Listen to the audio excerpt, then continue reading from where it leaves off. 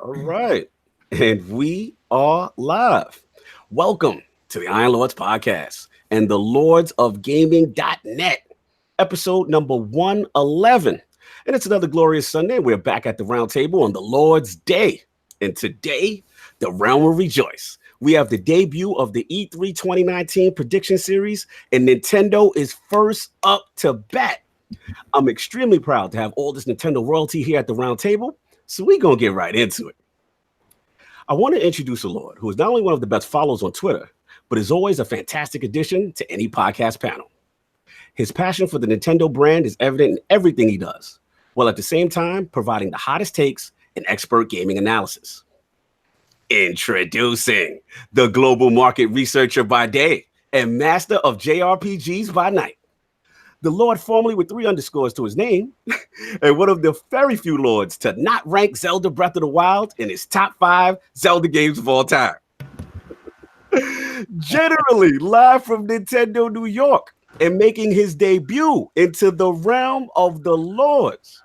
My man, Lord Stealth40k. How you doing, sir? I'm doing great. Woo, I need energy, baby. I'm glad to have you, man. What you been playing, man? I've been playing Final Fantasy X on my Switch quite a lot. I'd have to say I've put about 80 hours in maybe 5 days. So I've been playing it a lot. Wow. Arekkz, I think he got you beat, man. No. I got over 1,000 hours in that game. Woo, we got some Final Fantasy talk, man. He said, nah. Man, so happy to have you, man. Love your takes, man. Are you ready to have some fun, sir? I'm ready. That's what I want to hear, man. Good to have you. And of course, we have the young Lord of video production and potentially one of the most talented and sarcastic Nintendo content creators throughout the realm. Introducing the host of the Potentially Perfect YouTube channel and creator of the critically acclaimed Hero Unlocked series. One of ILP Stream Team's favorites, and the Lord who still rolls his eyes every time SNES games are not announced for Switch Online. Live from my Sunshine State and making his return to the realm of the Lords. My man, Lord Delapo, a.k.a. Potentially Perfect. How you doing, sir? I'm doing perfect. Thank you. Good to have you back out here in these streets, man. Did you download any of those hot Nintendo classics yet, sir? No. Damn. You mean the urge was so there that you just forgot? Just right into the 8-bit bushes. Just there it is. That's right. That was great. There it is. Good to have you back, man. It's been a minute. It has, yeah. No doubt, man. We're gonna have some fun out here. You already know. Every time. No doubt. And of course, we have a Lord who is no stranger to the realm of legality. Not only is this Lord the founder of one of the biggest corporate law firms, he still finds the time to grace us with the hottest takes in pop culture, MCU film rankings, and of course, multi-platform gaming. Introducing the attorney and host of the Hoeg Law Business Law Firm and YouTube channel, creator of the outstanding virtual legality series, and the Lord who still has the Nintendo Labo product line boldly ranked number 7 in his top 10 games of 2018. Live from Michigan and making his return into the realm of the Lords. My man, Lord Richard Hoeg. How you doing, sir? I'm doing great. I think this is my 3rd or 4th time on with you guys, and every single time I wonder if I can't have you introduce me at conference calls and things like that. I might have to set up some services, right? What's funny, yeah, no, you should be a consultant. The Lord don't get introductions like that. No, that's what he wants. He wants something when he comes in the courtroom. That's how he wants Cognito. Oh, that would be yeah. In the courtroom, and he gets like an introduction like that. I've got no opposing counsel wouldn't know what's even going on. It would be like a wrestling match or a boxing match. It'd be great. Good to have you, brother. Always a pleasure to have you in the realm. How's that Labo doing, man? We just got Labo VR. We've been enjoying taking pictures of underwater sea life all around our living room. It's a good time. Like I said, a nightmare to me. Like I said, I've got 2 young daughters. We put them together. They have some nice stuff. It's like going. Oh, you have to put them together too? Yeah, I got my Labo kit. It just came. Oh my! I'm gonna put it together. I got the new. I got the new improved Labo. It comes with the plastic. Oh my God, King, you gotta stop trolling. You're terrible. Salute, salute the future of the realm. Labo's actually doing fantastic, so it's good to see. You're gonna have some fun. And of course, last but certainly not least, we have a Lord who I'm truly honored to call a friend to the round table. This Lord's work ethic, professionalism, and passion for gaming is evident in everything he does. And with his team of 2-6, Vestmore, and Paradise, still remains one of the most premier content creators in the game. Introducing the host and co-founder of the Arekkz Gaming YouTube channel, the Lord of Endgame Lifestyle and the Zelda franchise, and Surge Beard Oil Game on Fleek. Live from UK and making his return into the realm of the Lords. My man, Lord Arekkz Gaming. How you doing, sir? I am good. I'm good to be. It's good to be back. I missed you guys, and you know what? I second that. I like these intro services. Like, I'll pay good money for these intros because they're good every time. I'm just like, hey man, I'm ready. It's like I feel like I'm having my own TV show. Like, that's like it's gonna be one of those like anime intros that come in and the title screens. You're like, bam. So yeah, I'm yo, sign me up. No doubt. Much love, brother. Glad you guys appreciate it. Always have fun introducing the Lords of Rome. How have you been doing? What's been going on with the channel, man? Good, man. Yeah, just busy. I mean, like, we're getting close to E3, right? So it's that kind of crazy time, like trying to juggle like different games and whatnot. Teams expanding, which is always awesome. But yeah, just trying to do as much as possible, trying to cover as much as possible, and obviously, relevant to today, trying to sneak in as much Nintendo as I can on the channel and make sure people realize that hey, Nintendo's king. Ooh, you heard that? You got the whole flight to LA to play that Switch. Exactly. I mean that is they're right? definitely the king of the Iron Owls up there. You mean the place that's only been showed like twice now? They Ironborn. Wait a minute. I wasn't told we're going into Game of Thrones today. We might do that. Yeah, But dead can never die. I'm gonna warn you guys now. There's gonna be a lot of Game of Thrones references today. Phil Dominant Spencer's in the building. Yeah, Arekkz, an absolute pleasure to have you back, man. I know we only got you for limited time, so we're gonna try to maximize the experience and get through the rest of these intros for the Lords. So we have the 4 horsemen of gaming, those original Lords of the realm here at the round table. My co-host with the co-most, my brother from another mother, the difficult game conqueror, and the howl of the young wolf. My man, Lord Arekkz, how you doing, sir?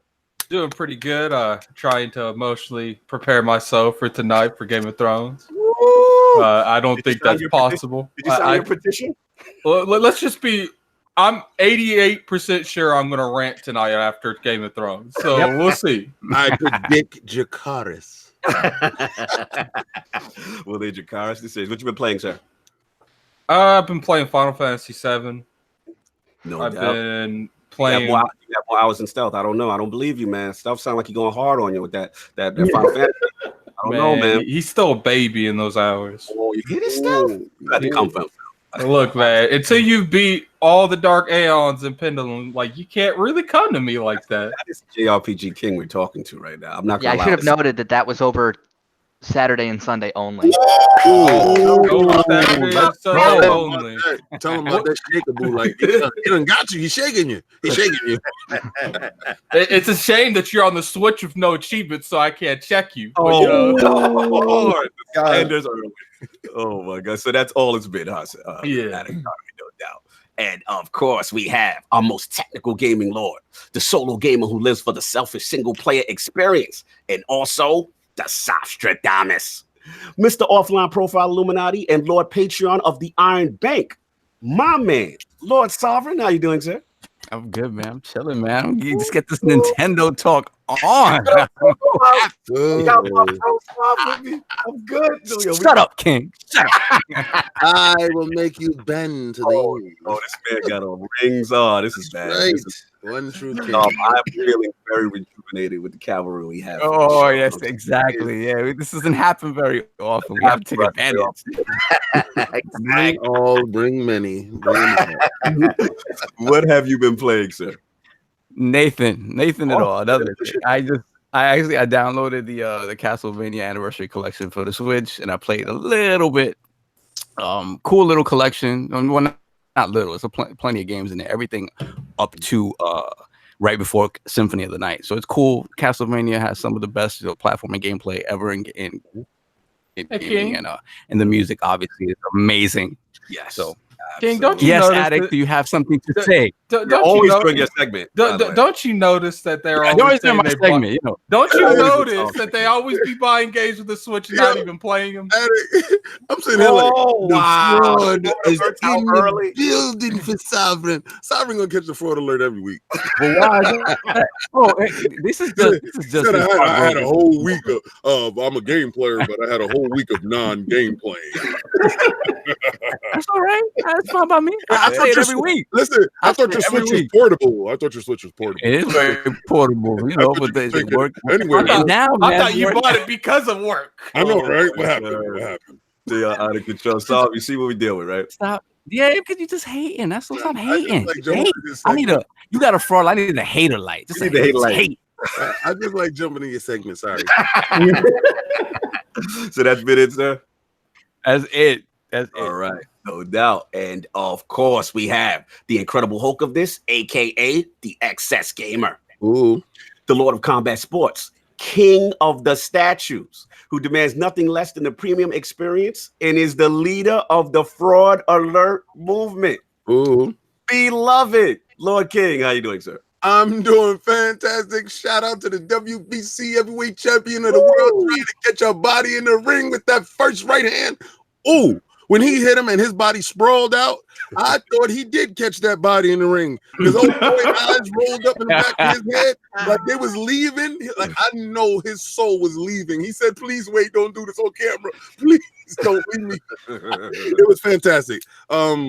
This week I've been playing nothing but Destiny. I'm finishing up trying to be 700. Yeah, yes, Arekkz. Yes, Arekkz. I am not 700, so yes, the fraud light is on me. Okay. Hey, I'm still 500, man. Oh wow!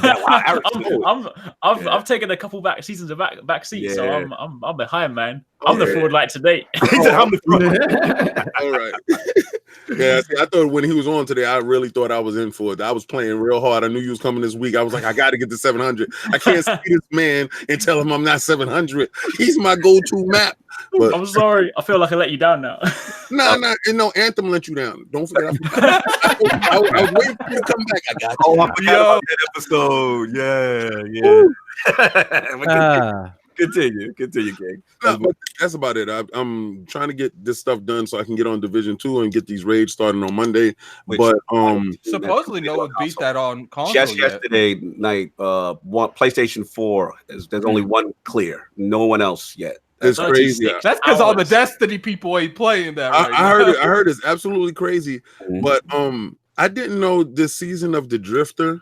I mean, a lot of guys talk about they wanted content in this game. I didn't even know they had their own like Secret of the Nine thing, right? Yeah. And you have to get their little there's a little pamphlet from Zur, and instead of just going to pick up exotics and stuff like that, he has a mission quest for you. Yes. Now, when you do these quests, it's a dream sequence that you see and a past history of the Drifter. Man, the level of content that they put in and the thought going forward. If this is Bungie without Activision, oh boy, this is fantastic. I'm not gonna front. They actually made me not pick up Division 2 this week. Wow, what a raid! You didn't even touch the raid. Wow. No, I'm not. Know how much you loving, bro. I got a chance to do the reckoning, and I got a chance to get to level 3, tier 3. Yeah, I love the fact that they said, okay, we didn't have a hard mode, but now here's this hard. It's well thought out. Yeah, to build the bridge, the supers, and you got to work together. They're gonna all get nerfed though. All those supers. Yeah, I saw all of that, but it's for a reason. It's for a reason because there's new content, there's a new Bungie, and there's new ways that these exotics gotta work because the old way was set up with Activision's BS. So we're blaming Activision for that. I got it. No doubt. So you already know we have the Lord of the cooperative experience and gaming ninja himself, the Shinobi, LordCognito, spreading that realness in the realm of the ILP, not telling you what you want to hear, but what you need to hear. For me, it's just been MK11 still on the Switch. Solve, I'm still playing that Ninja Gaiden, but I had to kind of throw it in the bushes, Solve. The arcade version of Ninja Gaiden that came out on the Yeah, I told you. After a while, you realize it's after a while. Yeah, you know, it caught your eye when we were young, right? Because it was pretty large sprites, you know what I mean? But it's gameplay mechanics not as much. Started getting back on Division 2, trying to raid prep, all that good stuff. But that has been it for me. So we're gonna get into the show. We got limited time with Lord Arekkz, so we're gonna get him rolling. But before we start all the Nintendo love, we got some breaking news. So most of the lords, you know, Twitter has been very aware of what's been going on. The internet has been broken. People are saying I've been trolling so much. Cats and dogs sleeping together. You know what I mean? So, who's the dog and who's the cat? Oh my God, Matt's gaming going in. One cloud to rule them all. Microsoft and Sony agreement has been made. Is the console war over? It's not an agreement. It's a knee bending. We'll get to you. I want every Sony dude to shea butter their knees, and I want it nice and chopped off and put in the basket right next to you. I have shipped the basket to your house. I want you to take your knees and remove them at this moment. Is the sign seal envelope that you're gonna put your knees in, and you're gonna mail your knees to me because I told you Phil was gonna make you bend them. Bring those knees to me. Thank you, sir. Go on, sir. I do now that the hyperbole has finished, we were talking about the So basically, obviously, there has been some formal agreement between the heads, Sony and Microsoft, and we want to talk about that real quickly. Also, we want to, and also pertaining to Nintendo, has Nintendo been left at the altar here? So I want to start off with Lord Arekkz and then also Lord Hoeg and then Stealth in that sequence. So Arekkz, when the news broke, what was your initial thought of this partnership? I mean, initially it's like a sort of about time kind of thing, right? Because we've known up until this point, invariably, I know this is a slightly different thing, but hopefully this is kind of like the bridge to what we ultimately want for gaming in general. Because up until this point, if ever you speak to like a developer and they're like, oh, you know, have you got cross platform? They're invariably like, no, because Sony are kind of hopefully, you know, dragging their feet, right? So obviously, if this is the start of the partnership, maybe this will kind of like lead to where we need to be, because we've seen. We've seen some of the stuff earlier in the year where Nintendo and Microsoft are already kind of, you know, in talks and kind of getting friendly anyway. And Microsoft, I feel like it's just in their background from, you know, more so from like a software point of view. They just want their stuff everywhere, right? They're pushing for that accessibility on all platforms. So to them, it's just, although yes, they still have, you know, Xbox, they are still going to ultimately see Sony as a competition. Like at the same time, if you have access to their services anywhere, like it's finally, like they just need to start talking, because I guess this point where, like, yeah, I mean, obviously everyone's still got where their favorite places, but people just want to play games, right? Like I'm not like, people always say, you know, okay, I might be like a massive Nintendo fan, but at the end of the day, I just play games that I like, right? I don't have a particular platform bias. I just like, and that's where the industry needs to go, right? Because, you know, as everything's going online more, so it just makes more sense. Yeah, no, I hear you, man. I hear you. Definitely in reference to possibly opening up the future with cross progression and cross play. I want to get Lord Hoeg in. He had a tremendous virtual legality recently, in just from the legal aspect of the agreement. What kind of things stood out to you? Let's get some legality in here, Lord Hoeg. Sure. Yeah. As you said, I did a virtual legality episode on this the day it came out because it was such big news, and because I have experience doing joint development agreements and memorandums of understanding.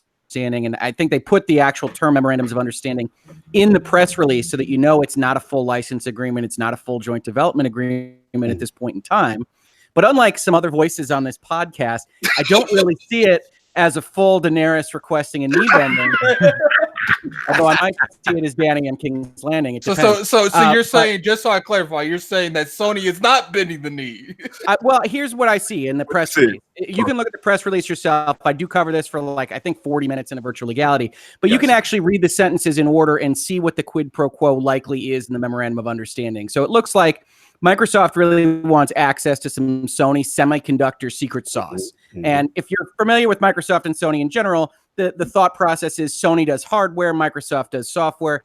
And that's no surprise as to what the memorandum of understanding actually describes. It says Microsoft's going to have all this software at Azure that they're going to allow Sony access to. Sony has some hardware secret sauce with semiconductors that they're going to allow Microsoft to access to, and hopefully improve all of their services and products. So I really do think it can be a joint development relationship and one where both sides benefit. Okay. These things don't always result in actual output, so there's still a long way to go to see what happens. But it's certainly a great first step, and I think it looks to me like every consumer, every video gamer will benefit if there are improvements to either side's services and products. So we're thinking more Battle of Winterfell with they're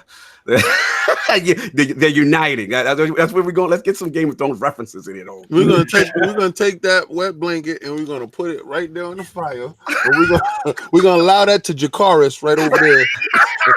We're gonna go with my initial and let it burn. And the knees will continue to come to me. Please like, follow, and subscribe, and send those knees to me. Put them in the bag right next to you. Put those knees, shea butter them up, grease them up, send them this way, please. Thank you.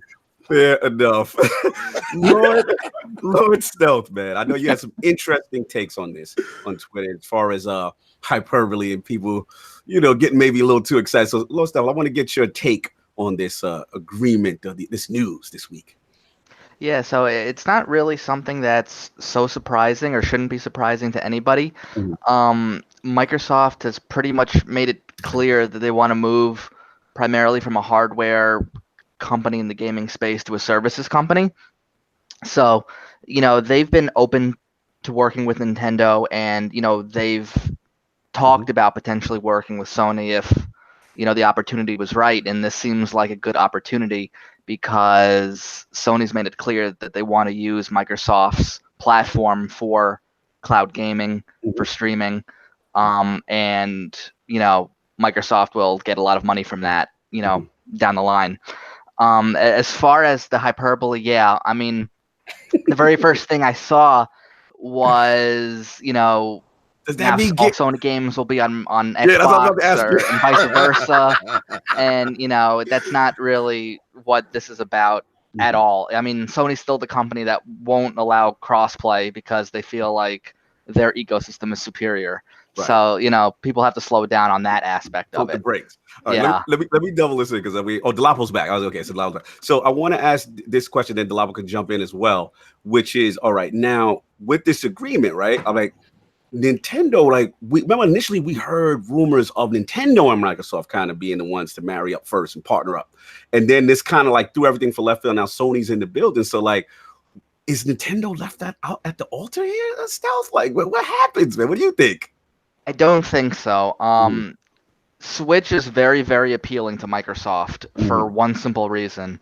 And that's Switch is dominating Japan, which Microsoft's never been able to get into. So their relationship is more software based, where Microsoft really wants to get as many games as they can onto Switch, not because they see it as some graphical powerhouse competitor, but because it opens up like a 10 million gamer market to them that they'd never had before. Absolutely. And, even just Cuphead, I forget where I read it, but Cuphead did the best on Switch in Japan, even versus PC. Wow. So, just getting it on there was very important. And, this just because Microsoft's working with Sony on this doesn't mean down the line they can't work with Nintendo. That it's not like there's an exclusivity agreement. So, right. But Nintendo said that they're interested in streaming services. They just don't believe it's mainstream yet, or they aren't poo-pooing it, but they aren't necessarily wanting to dive into it now. Right. Hoeg, was that you? Somebody said right. Yeah, no, I was just going to jump in and exactly agree with the lack of exclusivity there. You don't see that reference in the Memorandum of Understanding press release at all, and it would be a surprise if it were there. Honestly, Microsoft wants to put Xbox Live, wants to have everybody on the planet using Azure if they can sell it to them. That's a service. That's a business that they're selling. They're not competing with Sony or Nintendo. In respect of Azure, they're competing with Amazon and Google. So they want every customer on their servers, their cloud services, if they can. And that's what this is about. So Nintendo wasn't left at the altar, isn't out in the cold. This is just Sony coming in and joining them around the hearth. like episode 2 of Game of Thrones. That's right. There go the whole. That's the whole I know. Right there. Everybody gather next to the fire. Kumbaya. Kumbaya. and use your services of Microsoft. That's right. And you can drink too from the chalice. You can drink from the chalice too. Lord Delapo, cats and dogs sleeping together. What did you think, man? This news broke. Where were you at, man? I'm not really surprised. When I saw it, I was like, they've got to do something to stave off Stadia, and it was all like it was coming eventually. Mm-hmm. As far as Nintendo goes, I don't know. I've always held that they have like this really weird attachment to their IP when it comes to streaming, and I feel like that's why we're only getting NES games. To be honest, I'm just saying. They go that slander. I knew that was coming. No, but it's true. I mean, you even in retail, you don't see price drops and things like that. So I feel like that feeds into how they feel about streaming as a whole. But once Nintendo does eventually start streaming, I feel like it's going to have one of the most powerful impacts on streaming games because of their IPs and what they have. And it's incredible. I don't ever want to hear you put Nintendo and Powerful in the same sentence. Oh my God, Jesus! They have the strongest IPs out of anyone. It's true. It's true. Continue. There's nothing you can do about it, Arekkz. It's okay. He said continue. Continue, Delamo, unless you finish. Anyway. Sound like me. No, but it's really good. Honestly, I'm really happy to see. I don't like all the fanboyism stuff. I think the more we come together on this, the sooner the console war nonsense will end, and we can just get back to enjoying games. I feel you, Delapo. As long as everybody bends the knee to the one true king, we are good with this. One true king of cloud service. It gotta be one ring to rule them all. Let's go. Oh my goodness. That's Google Stadia, right? Google Stadia is the one true king, yeah? You know what it is? They are the White Walkers with the red sneakers. They are the White Walkers with the red sneakers. And I'm telling you, Jon Phil Dominant Snow had to get out there and let these people know I saw them, I battled them. Y'all gonna have to get with me, baby. Just so we're clear, King's now referencing Sauron and Daenerys Targaryen. Yes, We have our eyes on him. Yes, watch me, please. Lord Sovereign, I need your feedback, sir. We got to talk about it, man. What did you think when this news broke, man? I mean, I agree with Delabo. Like, it really didn't surprise me too much. I mean, we've seen this sort of stuff in the past. Obviously, you know, everybody pays Microsoft to use Havoc. So, I mean, that's nothing new. Obviously, when it comes to Blu-ray and stuff like that, that's, you know, you pay Sony in conjunction with somebody else for that. So you're going to be using that tech. I thought what was interesting about it was that it was very forward-facing. They made sure to take a nice picture and publish an article about it, right? So I think what they're realizing is, the optics are a little bit different. But I just think it was a smart move on Sony's part, especially because they just don't have the infrastructure to compete directly with Microsoft and do their own thing. Right. And then, you know, if you're going to go with a devil, you go with the devil that you know, right? You know, you're not going to get in bed with Google. I don't know if Google would even entertain something like that. So, you know, I guess the big three in gaming per se are going to stick together. So, you know, segue that into the Nintendo thing. Yeah, I think there's no issue with Nintendo, and I honestly think that it's going to be part of my predictions. I think that we're going to have some streaming talk from Nintendo. In their if not in their direct, then in their Treehouse presentation, something. No doubt. Lord Arekkz, your Twitter has been on fire recently with all this news.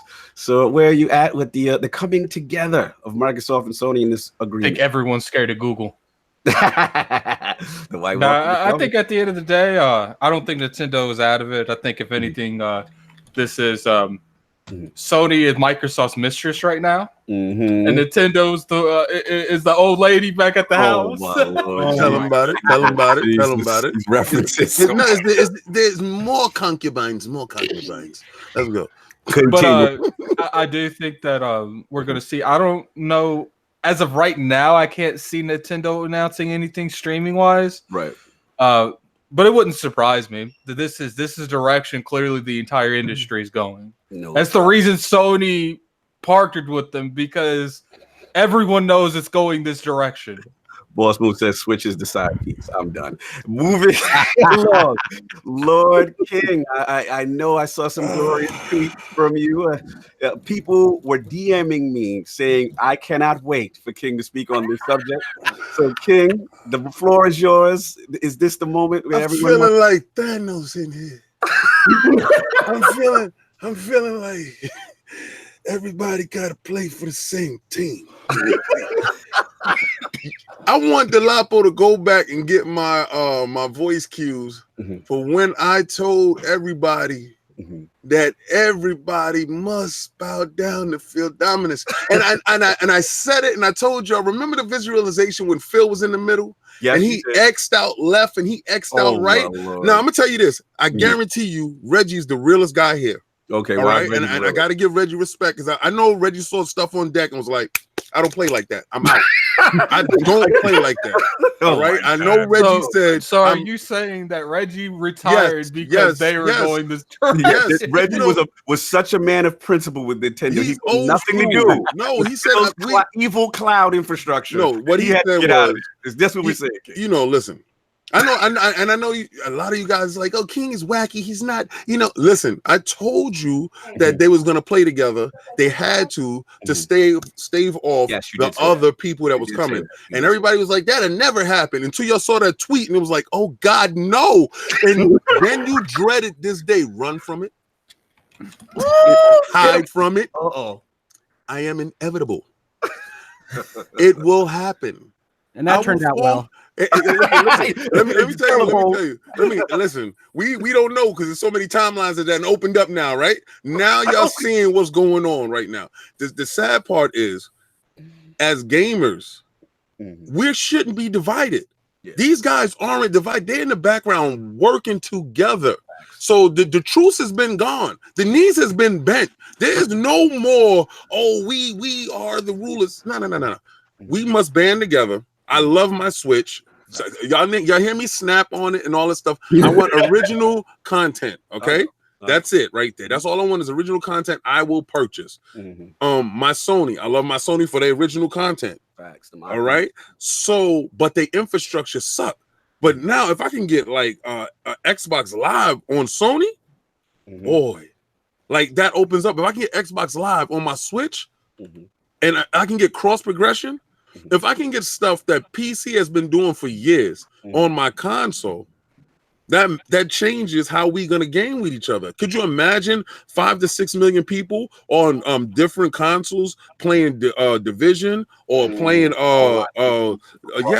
Destiny? Would be amazing. Yeah, if let's set that up. Let's get to where gaming is pure. This is what we're going for. So if some people had to be X'd out and other bosses had to be put in place because it was more palatable to what was going forward. Reggie slander got to stop.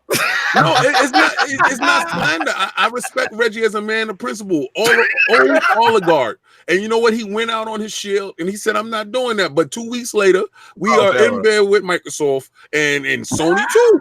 You're low-key say Microsoft's like, low-key bought everyone. Like they didn't even buy them. They made everyone bend to their will and they do everything Microsoft's way. Arekkz, I say this. At the end of the day, Phil's still there. And I'm looking around and those other 2 people that was in the picture aren't. Oh my Lord. Salute to Jonathan B. He said he's convinced King is Tyrion Lannister. All right. Moving on. My last point of the panel, you guys knocked it out the park. I mean, obviously, it basically Sony offering these cutting edge digital imaging sensors and Microsoft with that cloud infrastructure. So we'll see how that goes. It is to me Game of Thrones on the enterprise level though, because it's like, which is coming, man. They had to unite against my man Phil Luminous, the Night King. You know what I'm saying? He's coming with Google Stadia. They're scared of that Harrison, man. But now, all jokes aside, get Hoeg. I think that's right. I think that they see the winter coming in terms of streaming and the big tech giants, because the tech giants could enter into any industry they want and really make waves. And if they're going to enter into gaming, then you best figure out where you're going to hang your hat. Don't feel bad. If it's anything like the show, it's not that much of a threat. And I think Stealth made a great point too. You can't underestimate the Sony's desire to get back on top in Japan in some way, shape, or form, because Nintendo is eating their lunch right now. So yeah, so pretty much, like all jokes aside, but the only Achilles heel Sony really had was kind of like the as far as their infrastructure. And like, look, let's be clear, like Sony could have picked AWS. They could have picked Google Cloud, instead of Azure. So they recognize Azure making the best sense on top, and as a global cloud, and being that they're even competitors in the same gaming space. So it's like, that they didn't have to do that move, is basically what I'm trying to say. And it's gonna be interesting. But all this talk about God of War gonna be on Xbox, no. Gears on PlayStation and all that. To me, this is a relationship at the very top, the enterprise level. One would assume, though, like Arekkz is saying, that these talks, this transitions into something like cross-play, cross-progression on the console side, what I'm saying, is being that they're all living under the same Azure roof, so to speak. And last point, I'm just very curious to see how Microsoft is going to implement these digital image sensors and AI from Sony, because clearly they coveted that. You know what I'm saying? All this is very intriguing. So at the end of the day, man, cloud infrastructure, man, I guess power to cloud does mean something. It's taking us one step closer to Skynet. This is what they were. We're almost there. All right, no doubt. So that's all I got on it. We're going to move on. So let's get into the reason we are here. The state of Nintendo. Let's do a little brief recap of 2019. Switch has been really moving out here, close to 35 million sold. Even though PS4 had the 3-year head start in Japan, they're now ahead of them in Japan. You know what I'm saying? With as far as our lifetime sales, Lord Reggie has retired. The Bowser era has begun. You know what I'm saying? A lot of software announced. So just want to bring this to the realm and round table. Like, how are we feeling about Nintendo coming into E3? So let's start with Stealth, and then let's get Arekkz right after. So Stealth, how are we feeling right now? Well, I think Nintendo should feel very confident going into the E3. I've never, I haven't remembered an E3 where I felt that Nintendo didn't have to announce a single game and they could just talk about what's already announced and feel great about it. That's kind of where we're at. We're at a point where pretty much from June to December, they should have at least 2 games they're publishing every month, which is crazy.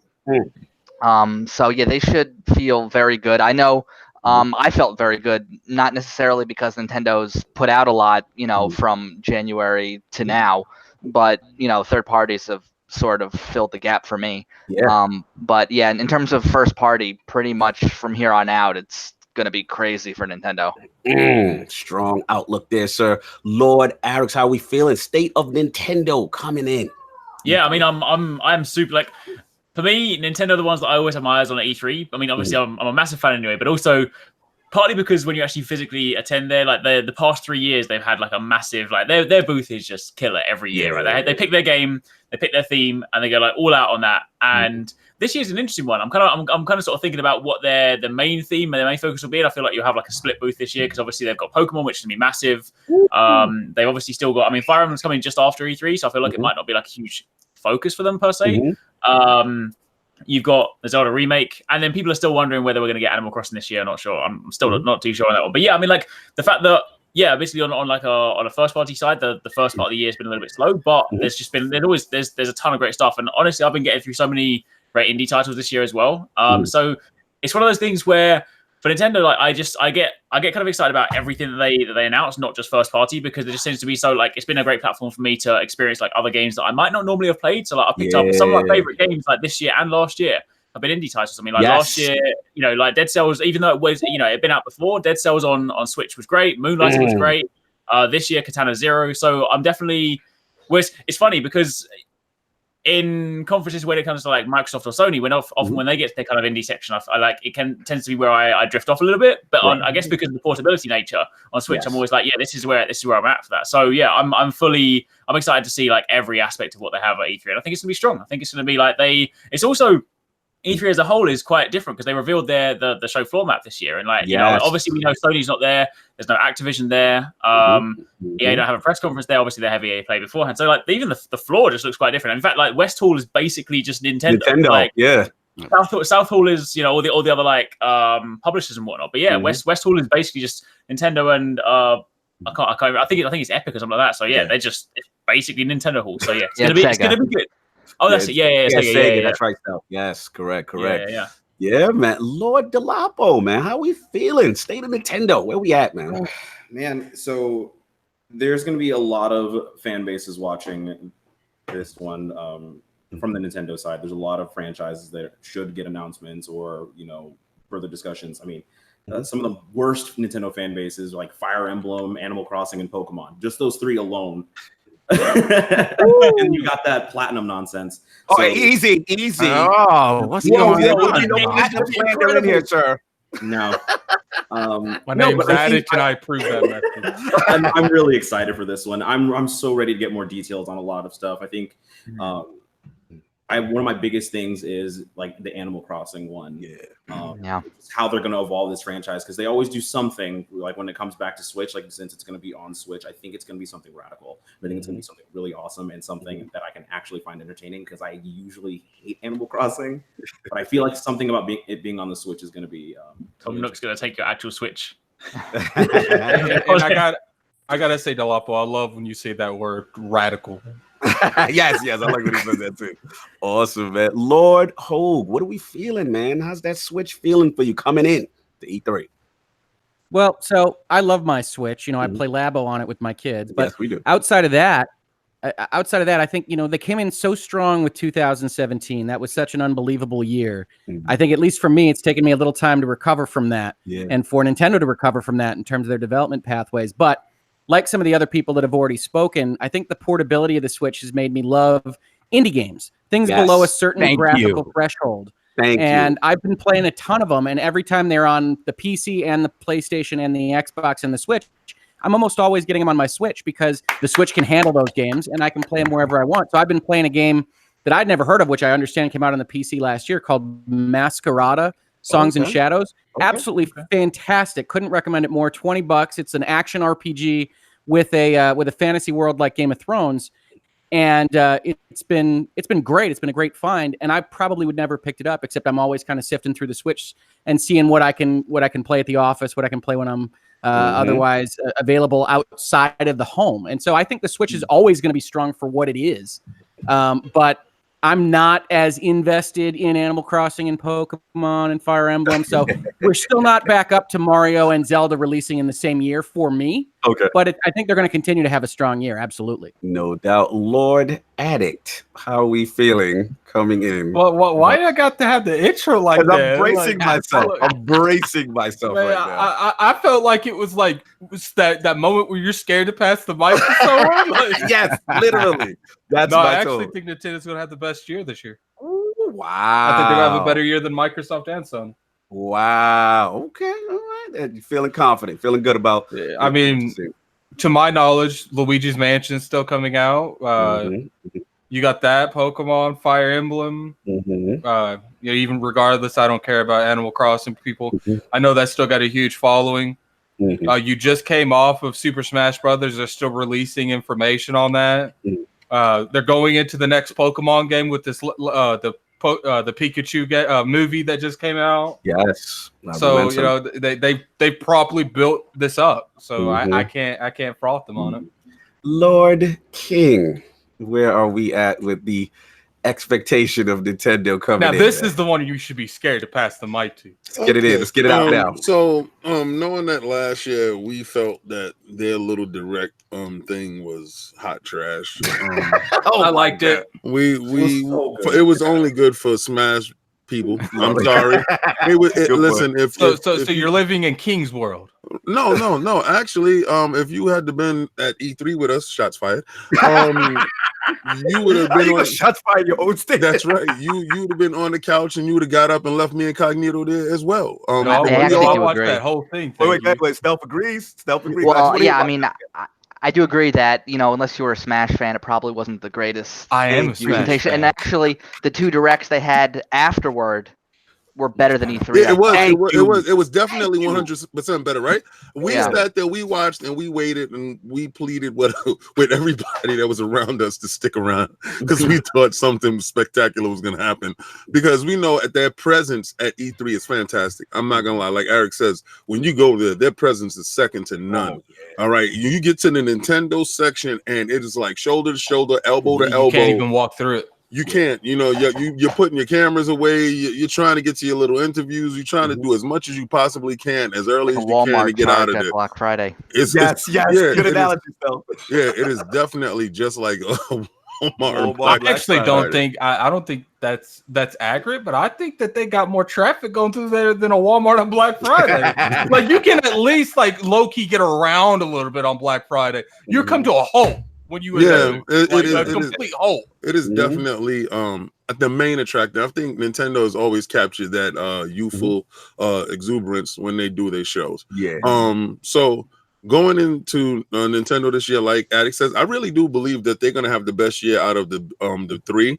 Sony has already folded up their tent and moved on.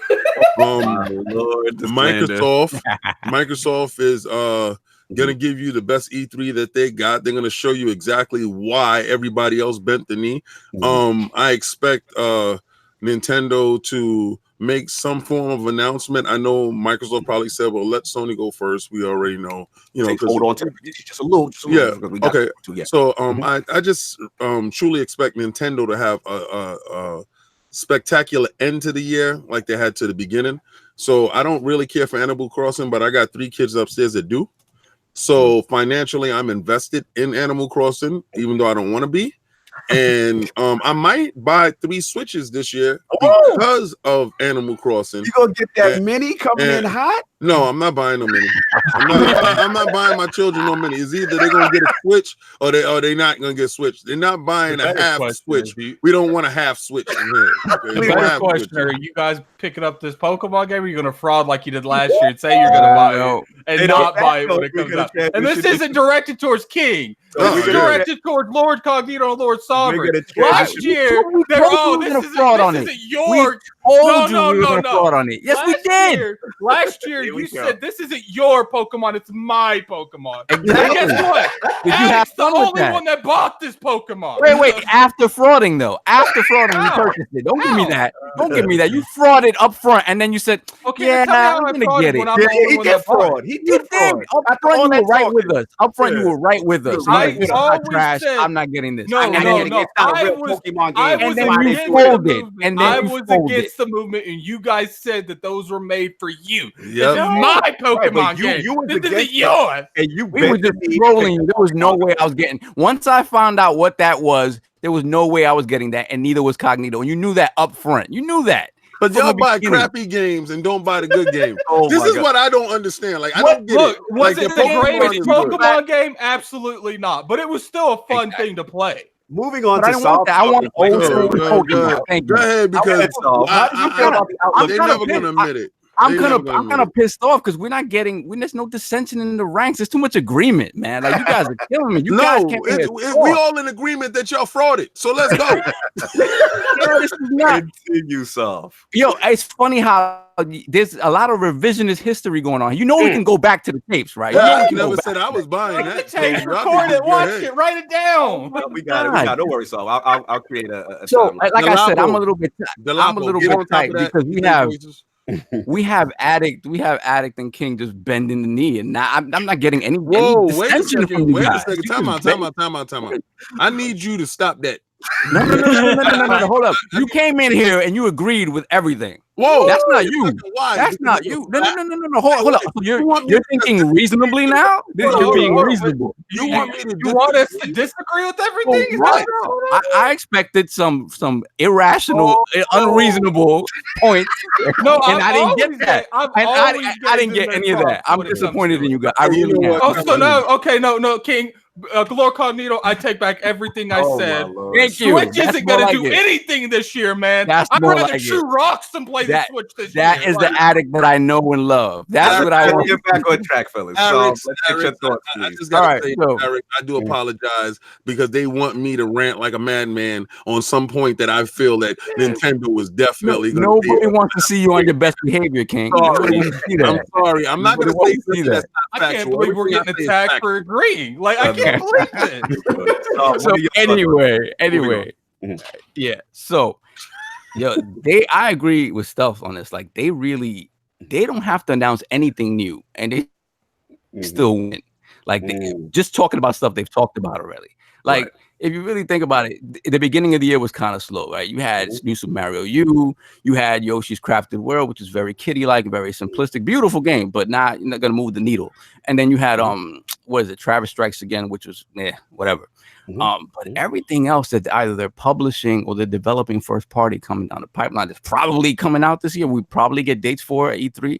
It's kind of insane when you think about it.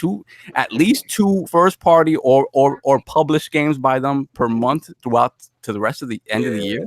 That's kind of insane, man. I mean, Animal Crossing, you have Zelda Link's Awakening, the remake. You have that other Game Freak RPG Town that they said supposedly supposed to be coming out this year. That's true. And of course, Ultimate Alliance, Astral Chain, Pokemon Sword and Shield, and Mario Maker. We can't forget Mario Maker. You cannot forget Mario Maker. Mario Maker.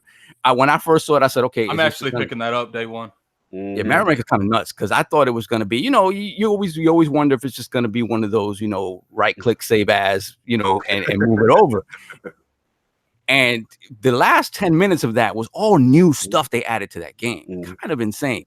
So, and of course, Fire Emblem as well. So to me, they hands down, they just have to talk about that stuff and give release dates for most of that. And if most of that is coming this year, it's going to be an amazing show. And to me, it's like King said, like the presence.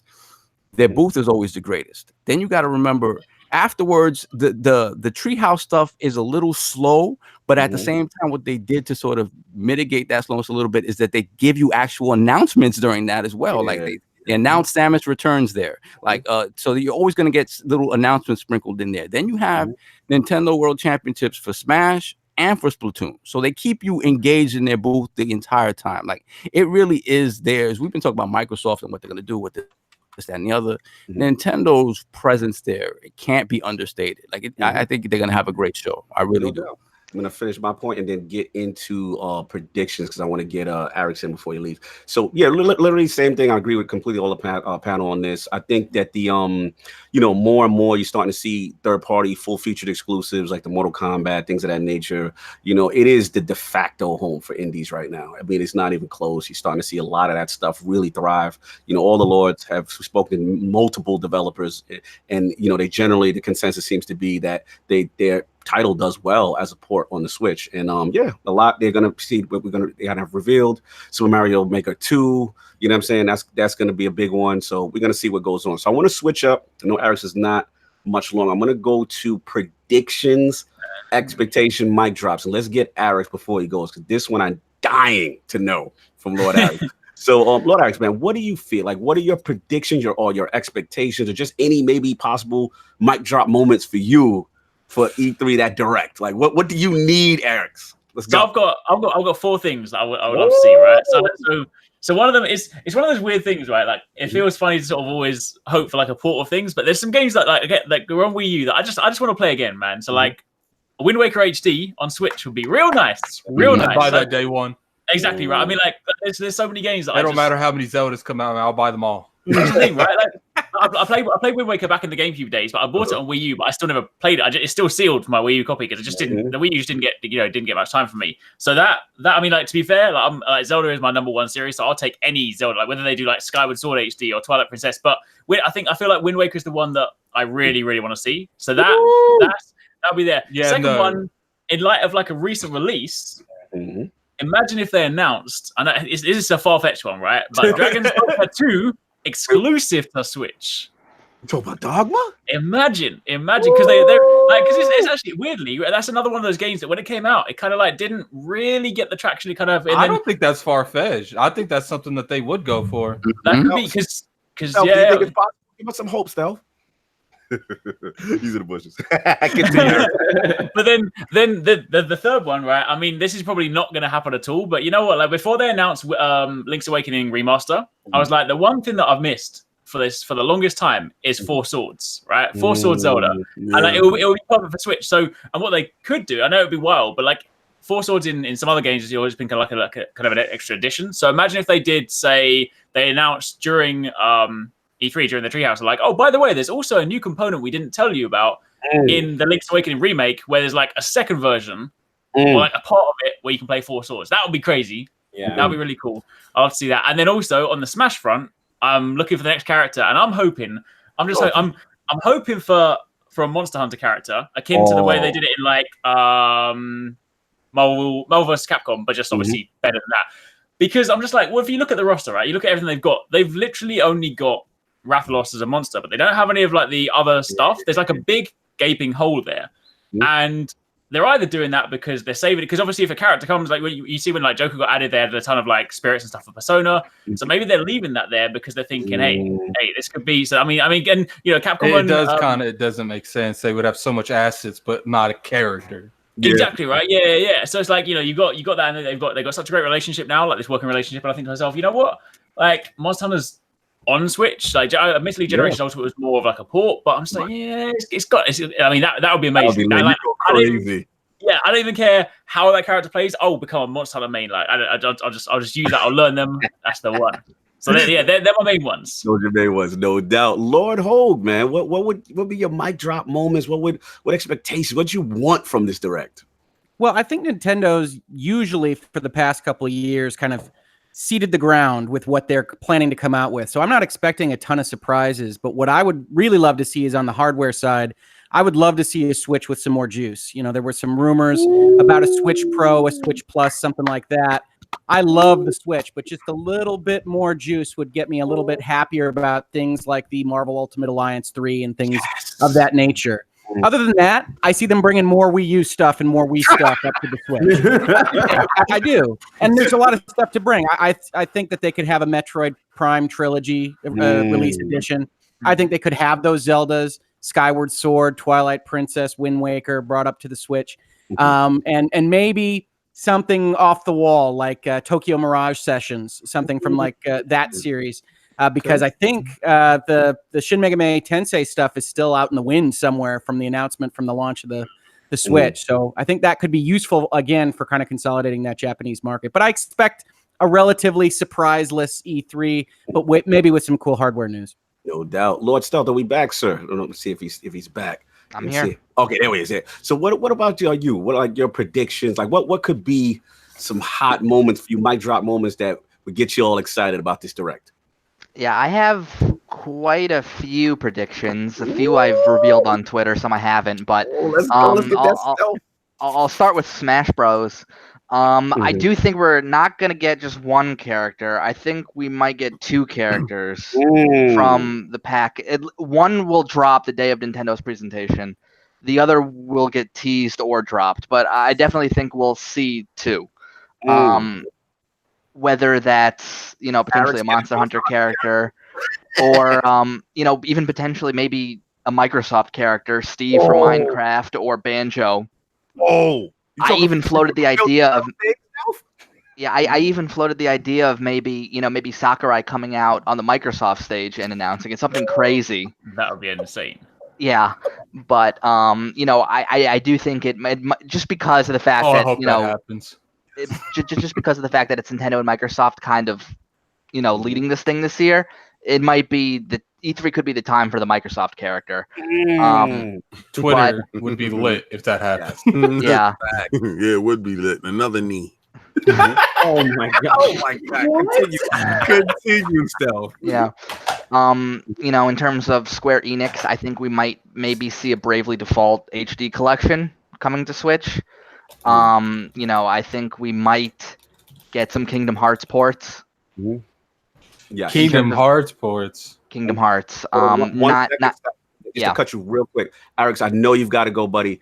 Thank you so much for being in the realm of the Lords, man. Limited time. Me. Honestly, sorry it was so short, but thank you so much for having me. Hopefully, we can maybe catch up post E3. Maybe we'll do a post E3 one. Yeah, we'll see you in Cali. See you in Cali, brother. Yes, you already know, man. Thank you so much. Take care, guys. No doubt. Continue stealth, man. Yeah, some great topics going on. Some great picks. Let's go. Yeah, so for Capcom, I think we could see the announcement of a Monster, not World, but one being built for Switch. Get announced. I do think there'll be more crazy third-party announcements that we didn't see coming to Switch than Nintendo the Division's themselves. coming out? The first one. Maybe. Oh my god, the slander. Sorry, continue. The slander. But I do think Nintendo will have one or two 2020 announcements. Not many. They always say, "Oh, we're going to focus on this year," and then the first thing they announce is something from the next year. They did that last year. The first thing they announced was a 2019 game. So I do think there's a possibility of that, but again, they have Astral Chain, they have Pokemon, they have Zelda, they have Mario Maker, they have Luigi's Mansion, they have Pokemon. They have so much this year that they don't really need to announce. And all these games, we've only seen a trailer or we haven't even seen anything. So it's not like we've been flooded with information about all those games, So, even if they just show that, it'll be great. But I do think most of the really shocking stuff will come from third parties of games that you didn't think were coming to Switch but are. Okay. Now let me ask you this to Lord Hoeg's point in reference to hardware, because I know that's been an interesting subject here in the realm. We heard rumors of the Mini, we heard rumors of a Pro, then it kind of flip-flop with it's no Pro. What are you hearing in that regard? Is there any chance we get hardware at this Direct? None. Damn. They were pretty explicit. They said flat out that there's not going to be hardware at E3. They lied before? Yes, but they were pretty adamant about it. Just are they even really? Do they even announce hardware at E3? I can't remember the last time. They announced 3DS at E3. Or they showed it for the first time. But I don't think there's any chance at all that they'll announce hardware. In fact, it might be something as silly as they announce it in the Direct 2 months later, but not specifically at E3. If they don't have a Mini that costs $199 before Animal Crossing and Pokemon come out, that would be insane to me. So I do think something will be announced soon, just not at E3 because they said so. Got you. All right, this is strong predictions. I like what I'm hearing. Lord Delapo, man, what would make you go crazy? Some mic drop moments, things that'll get you hype, but it's Direct. All right, here's what they're gonna do. They're gonna Final Fantasy 7 us and show us another logo for Metroid Prime 4. You're gonna get another JPEG for Metroid Prime. Another JPEG. All right. Wait, I'm gonna back you up though. You said Final Fantasy 7 remake. I don't think it's out of question. I really don't. I think relationship with Square. I do. Why? Why do you don't agree? I don't think the Switch can run the remake. I 15 games that come out. I just don't think the Switch can run the remake. Lord Stealth had some interesting comments in reference to. Oh my god! It's gonna be that thing that happened in 15, the Pocket Edition. Yeah, they all gonna have big heads with little bodies. Yes, Lord Stealth. I just wanted, before I get back to Lapo, you had some interesting comments in reference to the Square and Nintendo relationship, and the fact that you think that they would want to get pretty much a lot of their titles over there. Do you think that is a possibility that the Final Fantasy VII remake could happen? To Delapo's point. Well, just to kind of put that into context, Square has announced / released over 25 games for Switch in under 2 years. So they're putting a lot of stuff on Switch. Even Dragon Quest XI, which is arguably one of their pillar new titles next to Kingdom Hearts 3 and whatever the next Final Fantasy Kingdom Hearts 3 come out for the Switch? I mean, honestly, Fantasy 15 come out on the Switch. Quite frankly, I think most games could be ported to Switch, but most teams don't want to put the time into making it work. If they gave it to Virtuous or if they gave it to Panic Button, could they do it? Probably, but if they only have a skeleton crew at Square with like 5 people, are they going to want to invest that time? Probably not. Right. I've seen so many games that people have said, "Oh, that'll never be on Switch." It's on Switch. Good point. It just depends on the budget they want to put into porting it, and most companies don't want to put anything into porting it, anything to Switch. No doubt. But fiscally, it makes more sense to put a title like that on the Switch as opposed to the Xbox, which we've seen them do multiple times. And then they're like, "Oh my gosh, why didn't this sell on the Xbox? We're so surprised." It's just a demographic. It's a demographic difference, and that's why I don't feel like with that nonsense because they're so early in the development for Final Fantasy VII Remake. This would be the time to put development time into it. Every third party going on the Switch says 5 that don't. It isn't impossible. I do think we have a really good chance of seeing Persona 5 this E3 on Switch getting announced. That'll be late. Lord King, can you play the bill, sir? Final Fantasy Remake will be announced for Switch Pro later this year or early next year. That's from JD Gamer. Thank you for the $5 super chat, sir. I do appreciate it. And you will get me, JD, that is now that we, what you brought to the table. I do believe that is accurate. That might be true. Oh my God. Continue, Lord Delapo. Lord King sees green and he gets into it a whole different hey, it gets into pander mode. It is what it is. Continue, Lord. But from like a first party standpoint, I think we're going to see some shakeups from like the franchises that we know. I really would like to see, and I hope they do this with Animal Crossing. I would like to see a fully multiplayer, like an online multiplayer version of Animal Crossing. But you have Splatoon. No, Animal Crossing isn't about fighting each other. Have you played Animal Crossing? Look, did I not say at the beginning of the podcast? I don't mess with Animal Crossing, but I know it's got its fan base, so you can cool down with that. It's about sneaking into other people's houses and looking at their furniture. Right. No, but I think that would be weird. Having a social element to it would actually, I feel like the Animal Crossing would really fan base would really take to that. Right. Plus, it would give me a reason to stick around past the first 5 minutes because it's a game about debt, and that's it's so dumb to me. But there's such a hardcore fan base around it.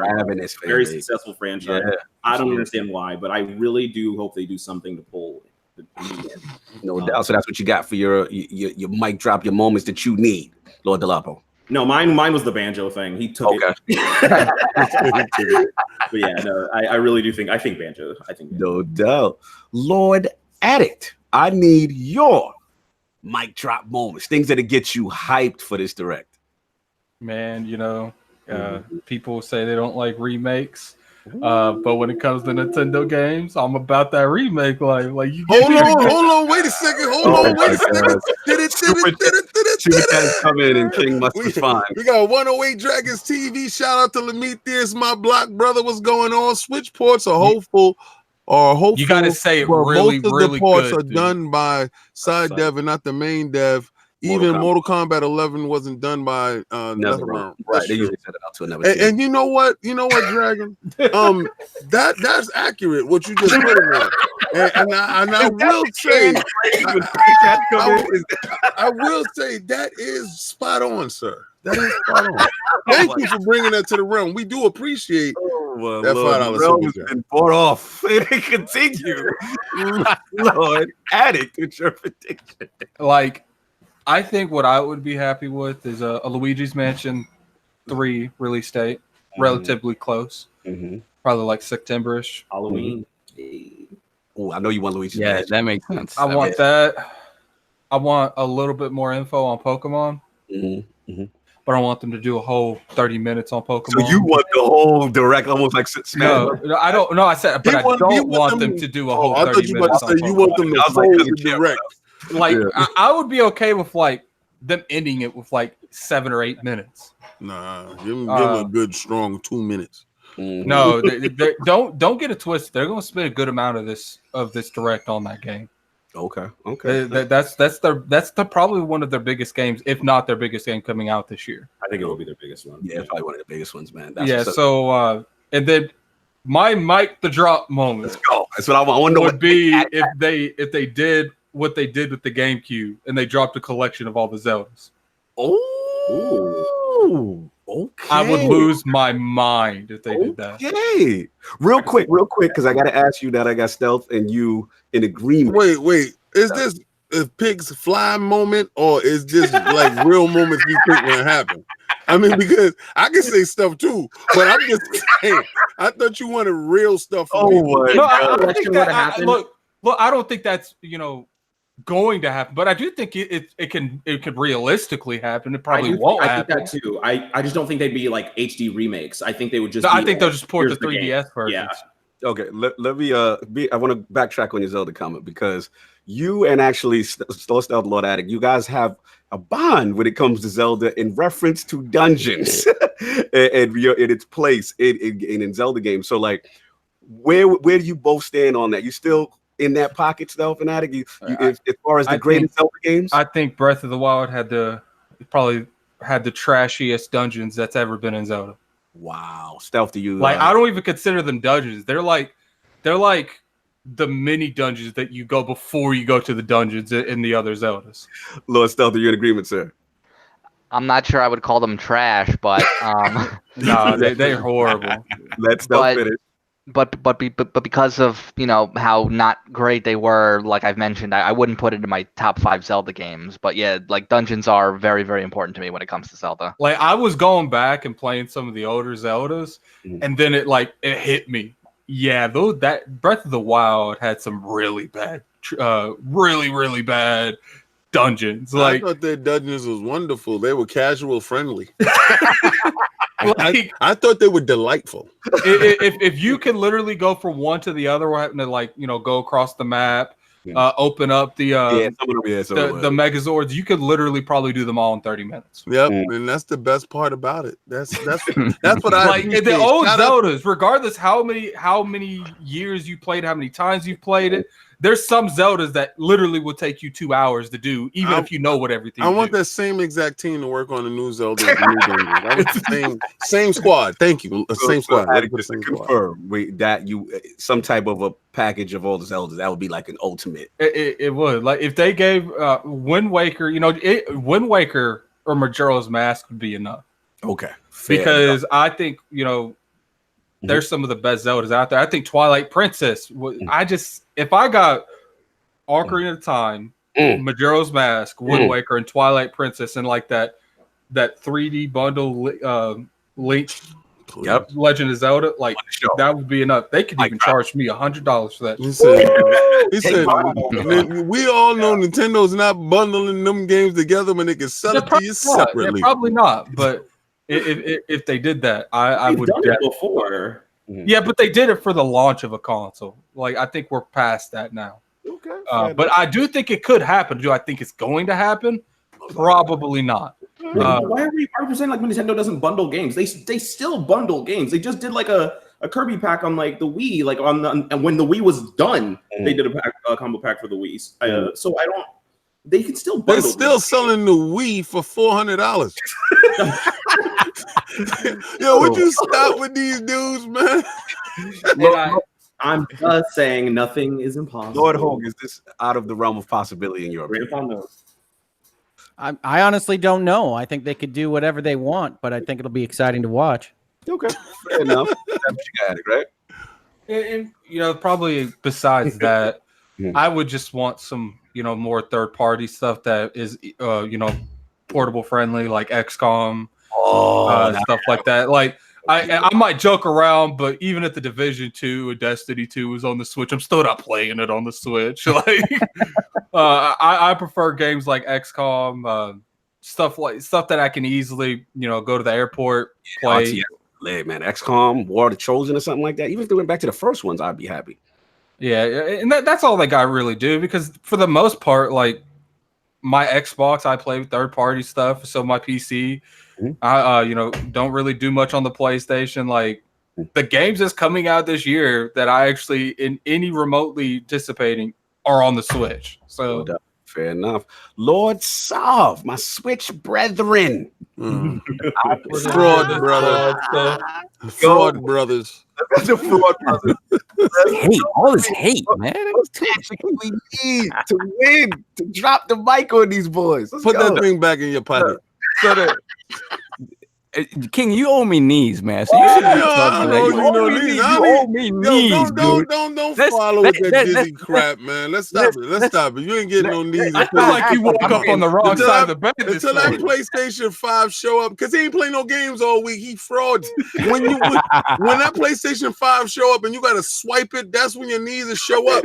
Until then, sir, continue with. And I'm getting wide angle knees. You can get all the wide angle whatever you want. I want your camera on when you bending them knees. I don't want to hear nothing you talking That's the about. only time you get a camera on. Yeah, that's right. Bending no knees. That's right. So make sure that camera is on. I want the 4K news. Yo, why is it that you guys love me, man? You guys really love to jump in on my segments. You man. the one that attacked me. You the one that opened the door. Oh, as soon as Lord Sovereign comes, it's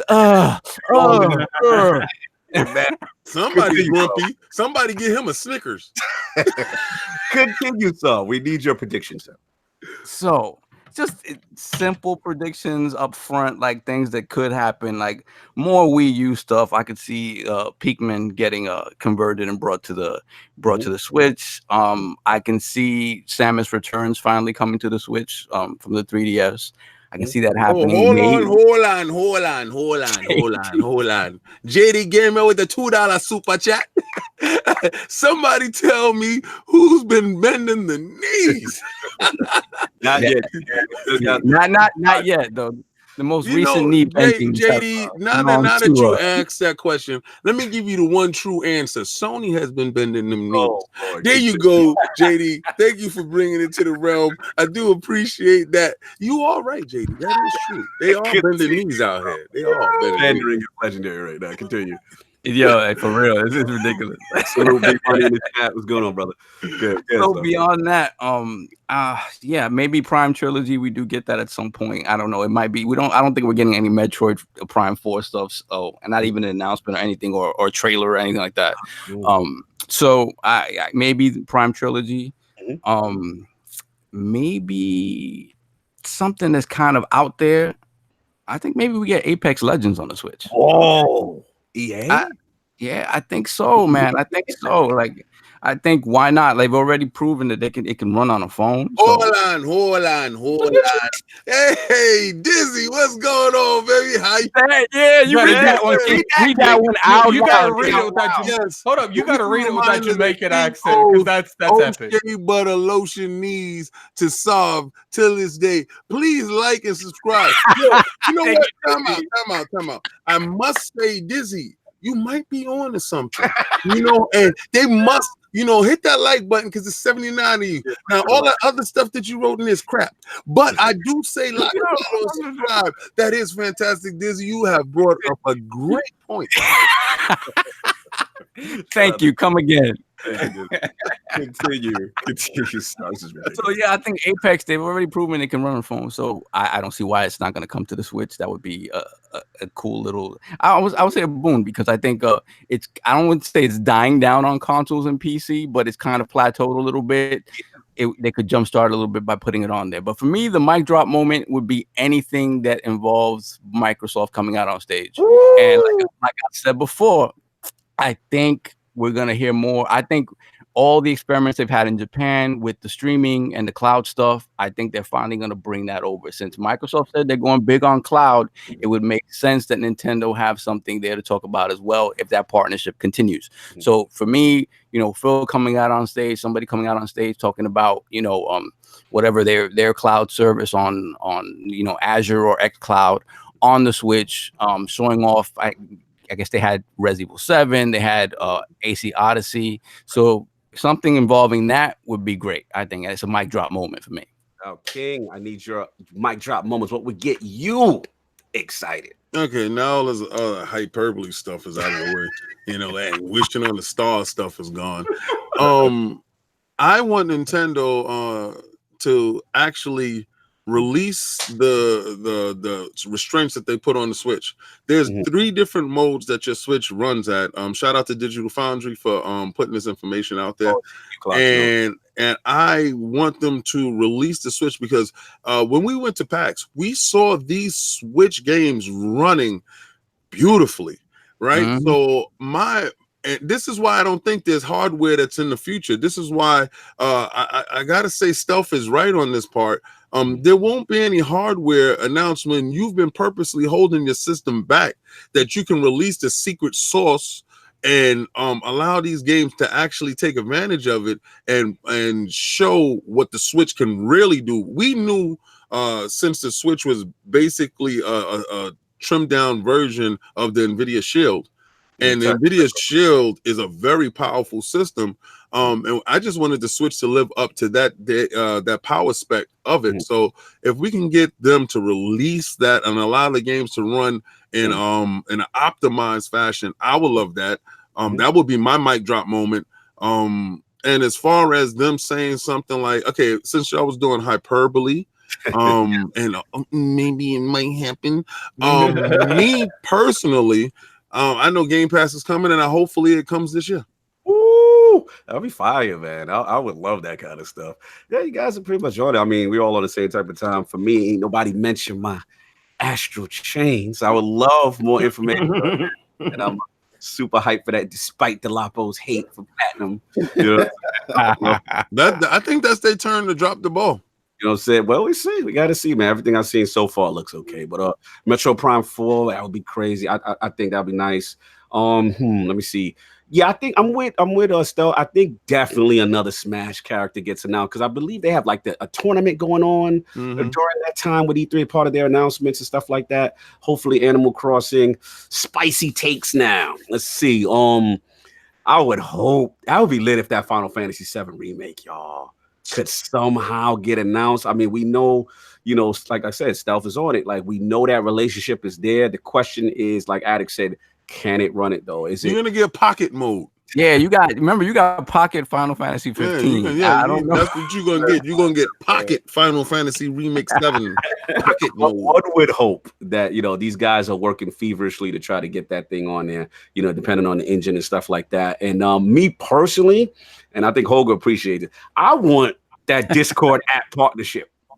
Because clearly the online has not been where they at. And a shout out to Discord. They put out a tweet recently. People were asking them like, hey, would you ever consider, bringing the app over to Nintendo? And they said, yeah, we have no problem. It's up to Nintendo to agree on it. So they want to be in business with them. And it's very interesting. I know it's a sensitive thing. I know Nintendo does not just automatically allow people in on the back end. And there's probably some security concerns. Question. Yes. Would you be okay if they did bring Discord, but it was behind the paywall? Yes, I would pay. I'd have no problem paying. I mean, listen, Stealth, as far as the price of entry, I think that's the only way that would ever happen. Right. If it was behind their paywall. It's so cheap. I mean, do you think it's out of the realm of possibility stuff with this Discord thing?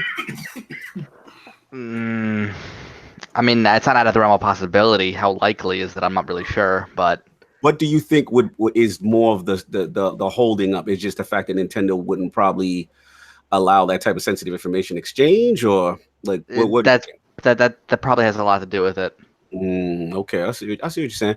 It'll be interesting, man, because definitely that to me, we're going to talk about the Achilles heel has always been online infrastructure. You know what I'm saying? And despite SDKs, I believe Vivox, they're coming out with stuff, and they've gotten Fortnite and all that stuff to play nice together in voice chat, but it's not universal across all the games. So that's my thing. And I know shout out to Unreal, because Unreal in their latest SDKs, and that's supposed to be coming to Mortal Kombat 11 later on, they're talking about that integration. They're talking about the messaging, the cross play, the cross progression, all that good stuff. So it's like, it's there. We know physically the Switch can do it. I've talked about this many prediction shows already. You know what I'm saying? So please, if not Discord, and if not that, then damn it, Bowser, you bring Phil Spencer out on that. Bring him out, and you say, hey, due to our partnership, and then it's a trifecta of global Azure love and everyone's kumbaya, all together. Because, man, that's the only thing they need. They have a great system, fantastic games, but that infrastructure, man. And I'm just not of the mindset that, you know, just download the app. Yeah, no, that app, we all know that app is in the bushes. Like, no one's using that app. It's not across the board. It's just too much of a mess, you know, kind of thing. And yeah, that's where I'm at with it, as far as what I would like to see from them, as far as laughing. Yo, it just goes under the radar that everybody yells out, Microsoft saves us. And then when they actually jump in and save, they be like, no, we wasn't really drowning. You know? Oh boy. Oh man. Let's move on. All right, so let's double up on two topics, which is the alliances, and then so we kind of did Achilles heel already, but I want to see alliances, and I want to talk about disappointment. So let's start with Lord Hoeg. As far as alliances, right? We know, you know, obviously we heard about the big, you know, the talks and stuff like that with Microsoft and Sony and stuff like that. And, you know, with Microsoft in general and Nintendo, you know what I'm saying? Like, could you see anything like that going on? Do you think that they, maybe things may already be in the work? And then the second part to my question is, as far as the direct, what would upset you? What would you not want to see? Oh, God. Well, I think in terms of alliances, I think you can continue to expect Microsoft and Nintendo to strengthen their relationship. Cuphead, I suspect, was only the beginning.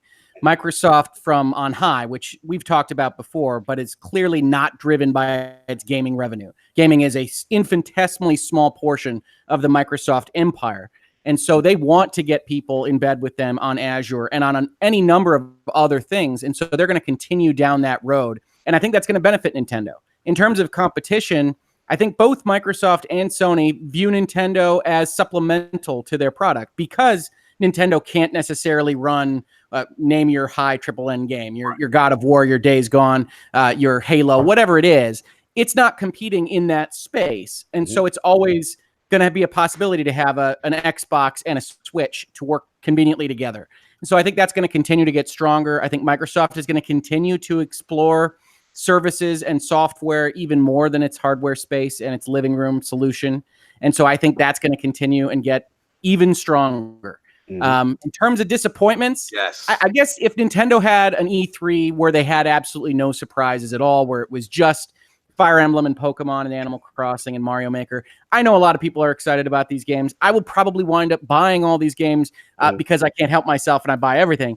But it's not anything that is exciting to me as a Super Mario Odyssey and a Zelda Breath of the Wild and those kinds of things. So I think the real disappointment would be nothing surprising. And sometimes Nintendo Directs are like that.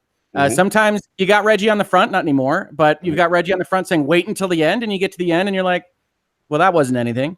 And sometimes their own kind of theatricality gets the better of them. And I think that's really the only way they could stub their foot here, is if they get you pumped and excited for something, and then that something turns out to be new Joy-Con colors. That's the kind of thing that I've seen Nintendo do in the past, and they always kind of run that risk. So I think for the most part, I'm going to take it chill. I'm going to expect nothing, and I'm going to let them surprise me. I do think there's a wide opening for them with Sony essentially opting out and Electronic Arts and some of the other third-party publishers opting out, that Nintendo could really control the E3 if they come out with a strong message. And so that's my expectation. And I think really the only disappointment would be if they don't come out strong and if they don't reveal anything I don't already know about. Fair enough. Lord Stealth, alliances and then disappointments. Let's get your takes on these two. Yeah, I agree with kind of the sentiment going around with Microsoft. Would I be surprised if both Ori games are announced for Switch at E3 or Rare Replay? No, I wouldn't. I'm not sure like whose conference would be announced at, but Microsoft did say that Cuphead was just the start. So stuff is happening. You know, in terms of other partnerships, Nintendo will probably continue with what they're doing in partnering with Japanese companies, Capcom, Capcom, Square, Level 5, Koei Tecmo. Those are the partners that they're really most comfortable with. Fair enough. Now let's get into the disappointments, Lord Stealth. What would upset you at this direct? Well, it wouldn't upset me so much as disappoint me, but you know, any delays from the games that they've constantly said are 2019, that would disappoint me. You know, Animal Crossing, Luigi's Mansion, they've said 2019, 2019. If that got delayed out, that would disappoint / upset me. You know, I think they'll have a few first party announcements. I'd like it better paced than it was last year. 30 minutes on Smash was a little too much. Even I'm a huge fan of it. They could have done that at the Treehouse. They really could have. Yes. You know, and the directs that happened in September and you know the one that happened in February, both way better than the one at E3 where it was like at max it was like 2 minutes. Agreed. For an announcement, and they just rapid fire them. Yep. You know, I don't think any game is going to get 30 minutes. Thank God. I mean, Animal Crossing is going to get a lot of time, but it's not going to get 30 minutes. I am so with you. I am hoping everything you say is true because that Smash Direct killed me, Lord. I mean, as great as the game is, I'm like, you could, like you said, save it for the Treehouse. Yeah, like, I mean, in the moment, I loved it because I was in the moment and everything was so hype. I loved it. But then the next day I looked back and even like the weeks to follow, there were a lot of Switch announcements that weren't at E3, but just were dropped. I'm like, you know, that would have been cool at E3. That would have been cool at E3. And then I started to think, you know, they probably could have fit 10 new third-party game announcements in there. That happened like 2 weeks after E3. Absolutely. That they couldn't because it was 30 minutes of Smash Brothers.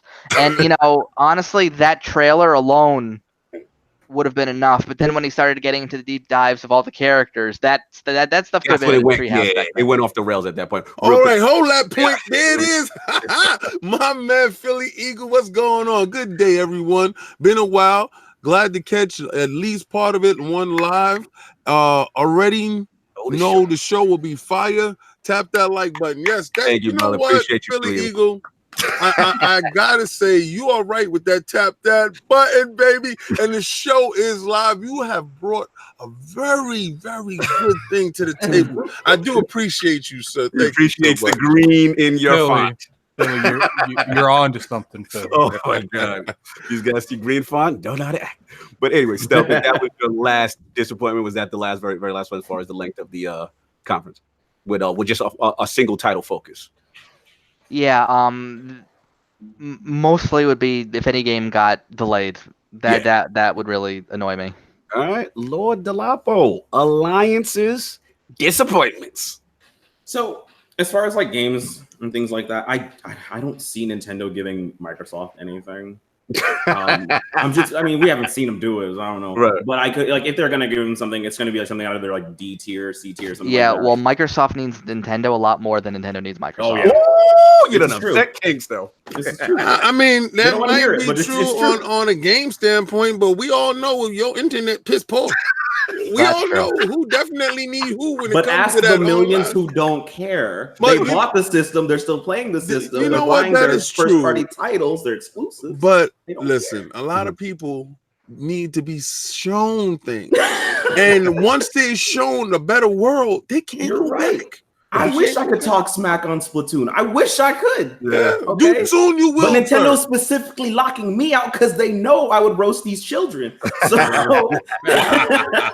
so are you saying that you're the reason that we can't have nice things? Oh, absolutely. I'm so toxic, dude. I'm not even going to hide it. I'm so toxic.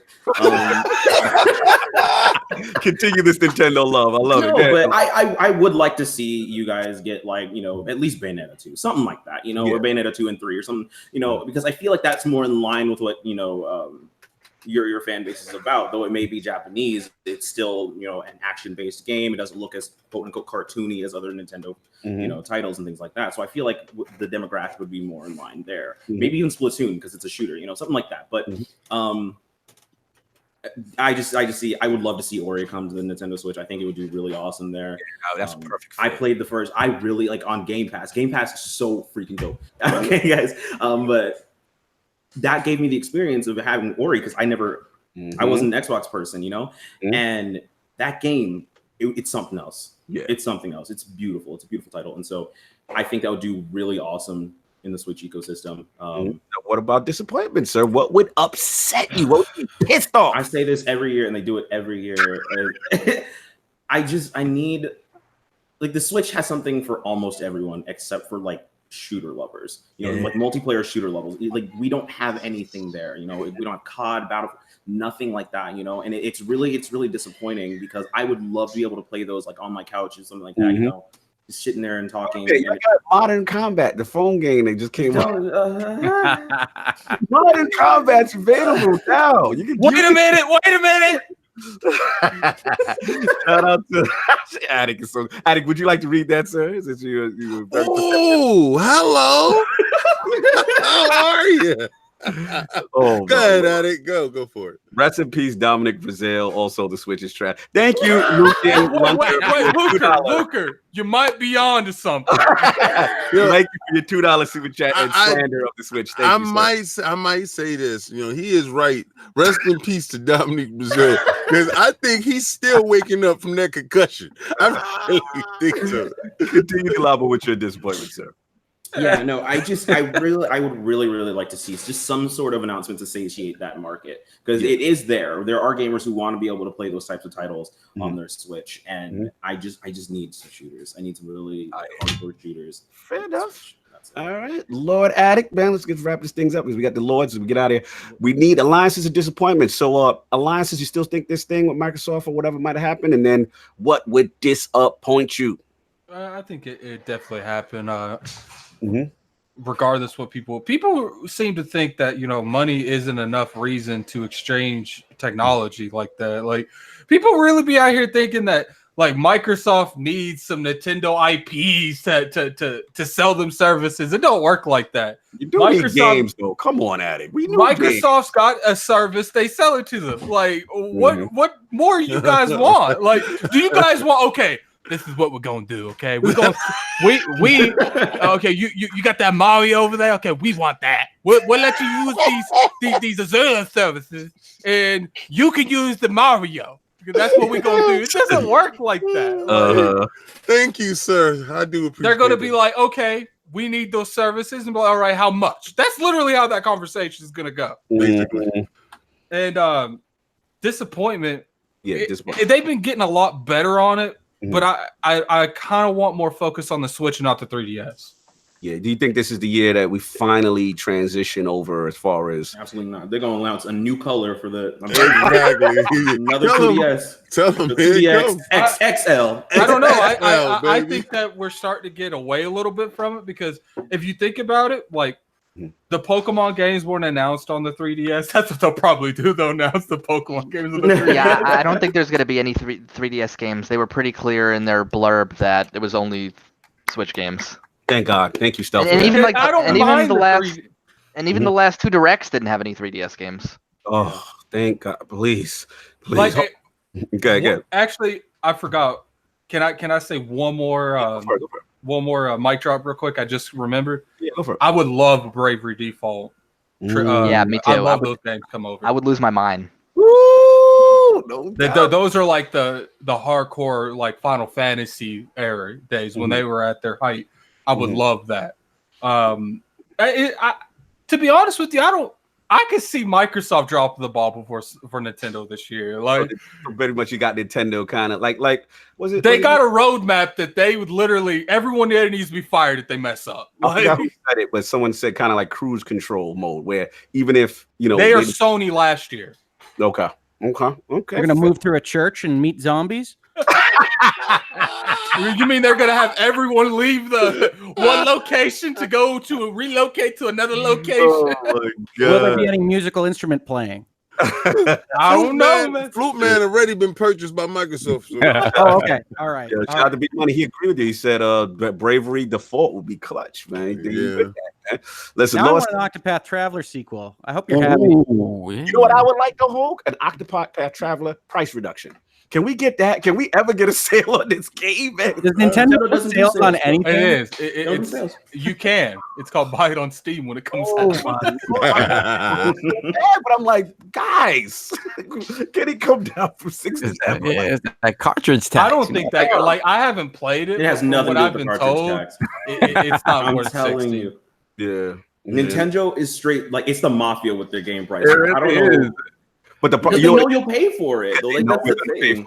At the end of the day, the thing is, you're not getting the reductions on hard copies. Yes. Like you sooner see a digital reduction in price than on. I think they're getting a little bit better though. That's because it's a psychological thing. Like you associate, like when you see two things, you associate like the thing with like a higher price tag with higher quality. Mhm. Well, Like Octopath RPG, like actually Ford is part of hits that. Octopath is part of Nintendo's voucher program, so you technically can get can we $20 talk cheaper. about that real quick? That is clever. I like that. The voucher program, because I definitely want to get Hoeg and Stealth on that. But Lord King, would you do the honors, sir?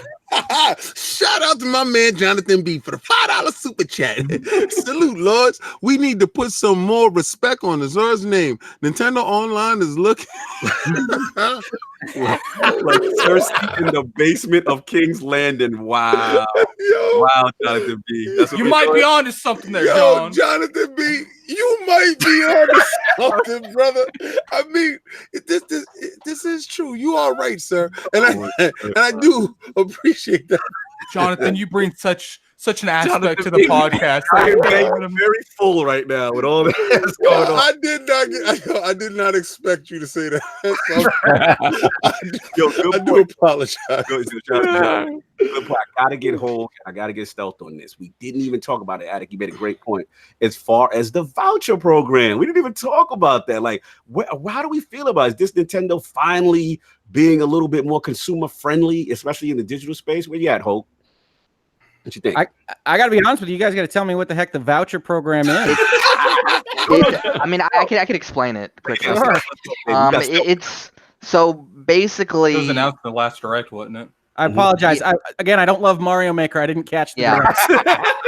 So basically, digitally, Nintendo is taking a list of games that are still $59.99. Some of them a little cheaper, but still you'll get a discount. So basically, you can buy two $59.99 games or $49.99 games together for $100. You know what that means, Hoeg, don't you? So basically, you save $20 more or less if you buy digitally. And this is a way for them to lower the price a little bit, but then have you buy two games. You know what that is, pre-orders as well. That means you can finally get that 1-2 switch that you've been saving for. Actually, that's part of the list. It is. I'm happy to duel with any of you when you like. No, that's the same solution. Square, Capcom. That's the same solution that a number of folks came up with in the early days of the App Store at Apple, because they had a 99-cent price minimum, and some people wanted to sell it for 50 cents or what have you, because that's the development cost that they wanted to put in. So they got together. These separate developers got together and wound up selling packages of things for 99 cents and whatnot. So, I mean, I think it psychologically gives you what Nintendo wants to do, which is they want to have in your head, these things are $60 or $40, whatever their full retail price is, and they never go down. You're never going to get a discount on those. They want to retain that value. And in fact, if you're following the PC space, that's exactly the kind of thing that you're seeing in the Epic Games Store right now. I know we're not talking about that today, but when a number of companies took their product, we can always talk about the Epic Games with the sale. That's in my opinion, that was a communication failure between Epic and some of their developers, because some of their developers aren't comfortable reducing the psychological brain space for what the value of their game is right now, and certainly in a pre-order location. So this makes a lot of sense to me for what Nintendo wants to do, which is they want to hold the $60 price for that game, but they want you to be able to get it for $50 as long as you're also giving them more money. So, but the really smart thing about it is all new summer games are going to be compatible with this. So Mario Maker, Fire Emblem, Marvel. So you can buy these new games. You can buy two of them together for cheaper digitally. But do you think they'll do that with Pokemon? Yeah, both versions. I think they'd easily do that because they would. Yeah, I think so. A lot of people, they'll buy both for Pokemon games. Yeah. Oh, you could just buy both of them for. It's disgusting how many Pokemon people buy both versions. I don't even know why they do it. Because there's different monsters inside different. Now, but you can easily trade them. You don't even have to do it. Because it's trade now, and the trade system's so busted now. It doesn't even matter. You can get exactly the Pokemon you want online. Look, now one thing they said about these vouchers, they said that these things were for a limited time too. Yeah. And if there's anybody that I expect to stick to something like that, is Nintendo. It's basically through the summer. But still, even having those summer games compatible means a lot of people are going to buy Switches over the summer. This is an impressive list, Stealth. I mean, I'm looking at it right now. You got Shazina. Will you put that in the Google Hangout chat? Yeah, I'll definitely try to put that up. Yeah, I mean, it's literally every Nintendo first-party game that they've published from 2017 to now. So again, it's a 2-for-1 kind of a situation. You must buy for a Benjamin. Oh my God, these guys. Shout out to Nintendo. It's the mafia, bro. I'm telling you. Shout out to Nintendo doing Nintendo things. Look, let's be real, okay? They're really stubborn when it comes to a lot of things, but they do have a lot of consumer friendly stuff. Like they got the rewards program. Like I've literally bought a whole $60 title just from buying games. Like you're sure everyone else has that. They got the voucher program now. Like Nintendo is far behind on a lot of stuff, but they do low key. And you get 500 gold coins if you buy the voucher. And I think I actually think Nintendo. I think Nintendo's Mario Maker deal is maybe even better. Is for $70 you get Mario Maker and 12 months of online. Yeah. So you save. That's the one I'm gonna buy. Yeah, so basically it's $10 for a year of online, which Nintendo's online isn't nearly as good as Sony or Microsoft, but $10 for a year—that's crazy. And you get the NES games. Yeah. And you get Tetris.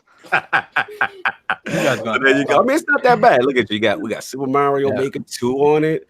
Zelda 1, and 2. I'm learning things. You know how many people that's gonna pick up a Switch and pick up Zelda and Odyssey? Yeah, it's pretty impressive. Kirby All Stars. And Smash is on there too. Smash is on there. The Let's Goes. Okay.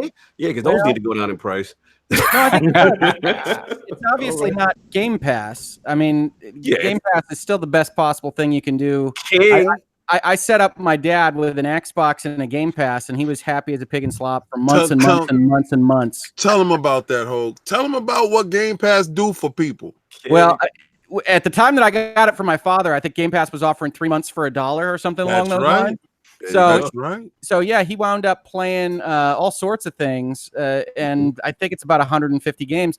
It's to me, this is the same kind of thing. They're trying to move into a space Nintendo is 200, sir. 200. Don't let me badmouth Xbox.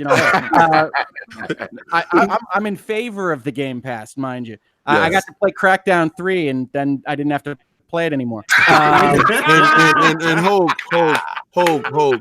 I would like to ask you, who did that for you? Who did that for you? Well, Xbox made Crackdown 3 and gave it to me for $1, so it was great. That's right, Hoeg, and you had such a great time. Well, I might have overpaid a bit, but that's all right. There we go. But as long as you engage, Hoeg, that's all we were looking for. Those engagement numbers. Yo, out of control. Yo, shout out to Octopath Traveler being on this. And King, you got fitness boxing on this list now. I don't want to listen. Let me explain something to you. That list does not enthuse me. I'm not even looking at your list, sir. Nintendo being Nintendo does not surprise me, sir. Unless that list says Game Pass, brother. I think Game Voucher is a good thing. I think it's a robbery. Imagine people that pick up the Switch and they can get that 1-2 switch or something. Like no, but I think it's a good thing. Like if you're gonna buy a new Switch and they have voucher available, you can get 2 games for cheaper. Like that. Yeah, it's basically a way to build a library. You know what'd be awesome? If they can get their version of Game Pass and all those first-party games is free. That will be super awesome.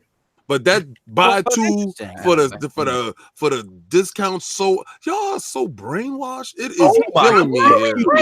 No, man, y'all drinking the whole Kool-Aid and nothing but the Kool-Aid. Like, okay, this Kool-Aid's good over here. Yeah, man. Listen, and I feel you when you said I'm buying these 2 games anyway. I'm saving $20. Great. Right. Yo, Yeah, no. Stitch, shout out to Stitch for just putting $2 in and not saying anything. Stitch, You know something, Stitch? You on to something, Stitch. And I do appreciate you bringing $2 to the room. Thank you. All right. Who has that? I'm sorry. I think it sounds like a good thing, but I think King is right insofar as Nintendo has set us on this $60 path. Otherwise, if we're looking at an Xbox or a PlayStation game and it's from 2017 and they reduce it out of the goodness of their heart to $50, I don't think we'd be having the same kind of conversation. Yeah, I mean, you also have to understand that Nintendo's selling more software on Switch than pretty much any system they ever have. So they really have, they're only doing what the market is telling them to do. Yeah, absolutely. I do have a quick question that I want you guys to answer real quick. The top 3 indies that's on the Switch. That's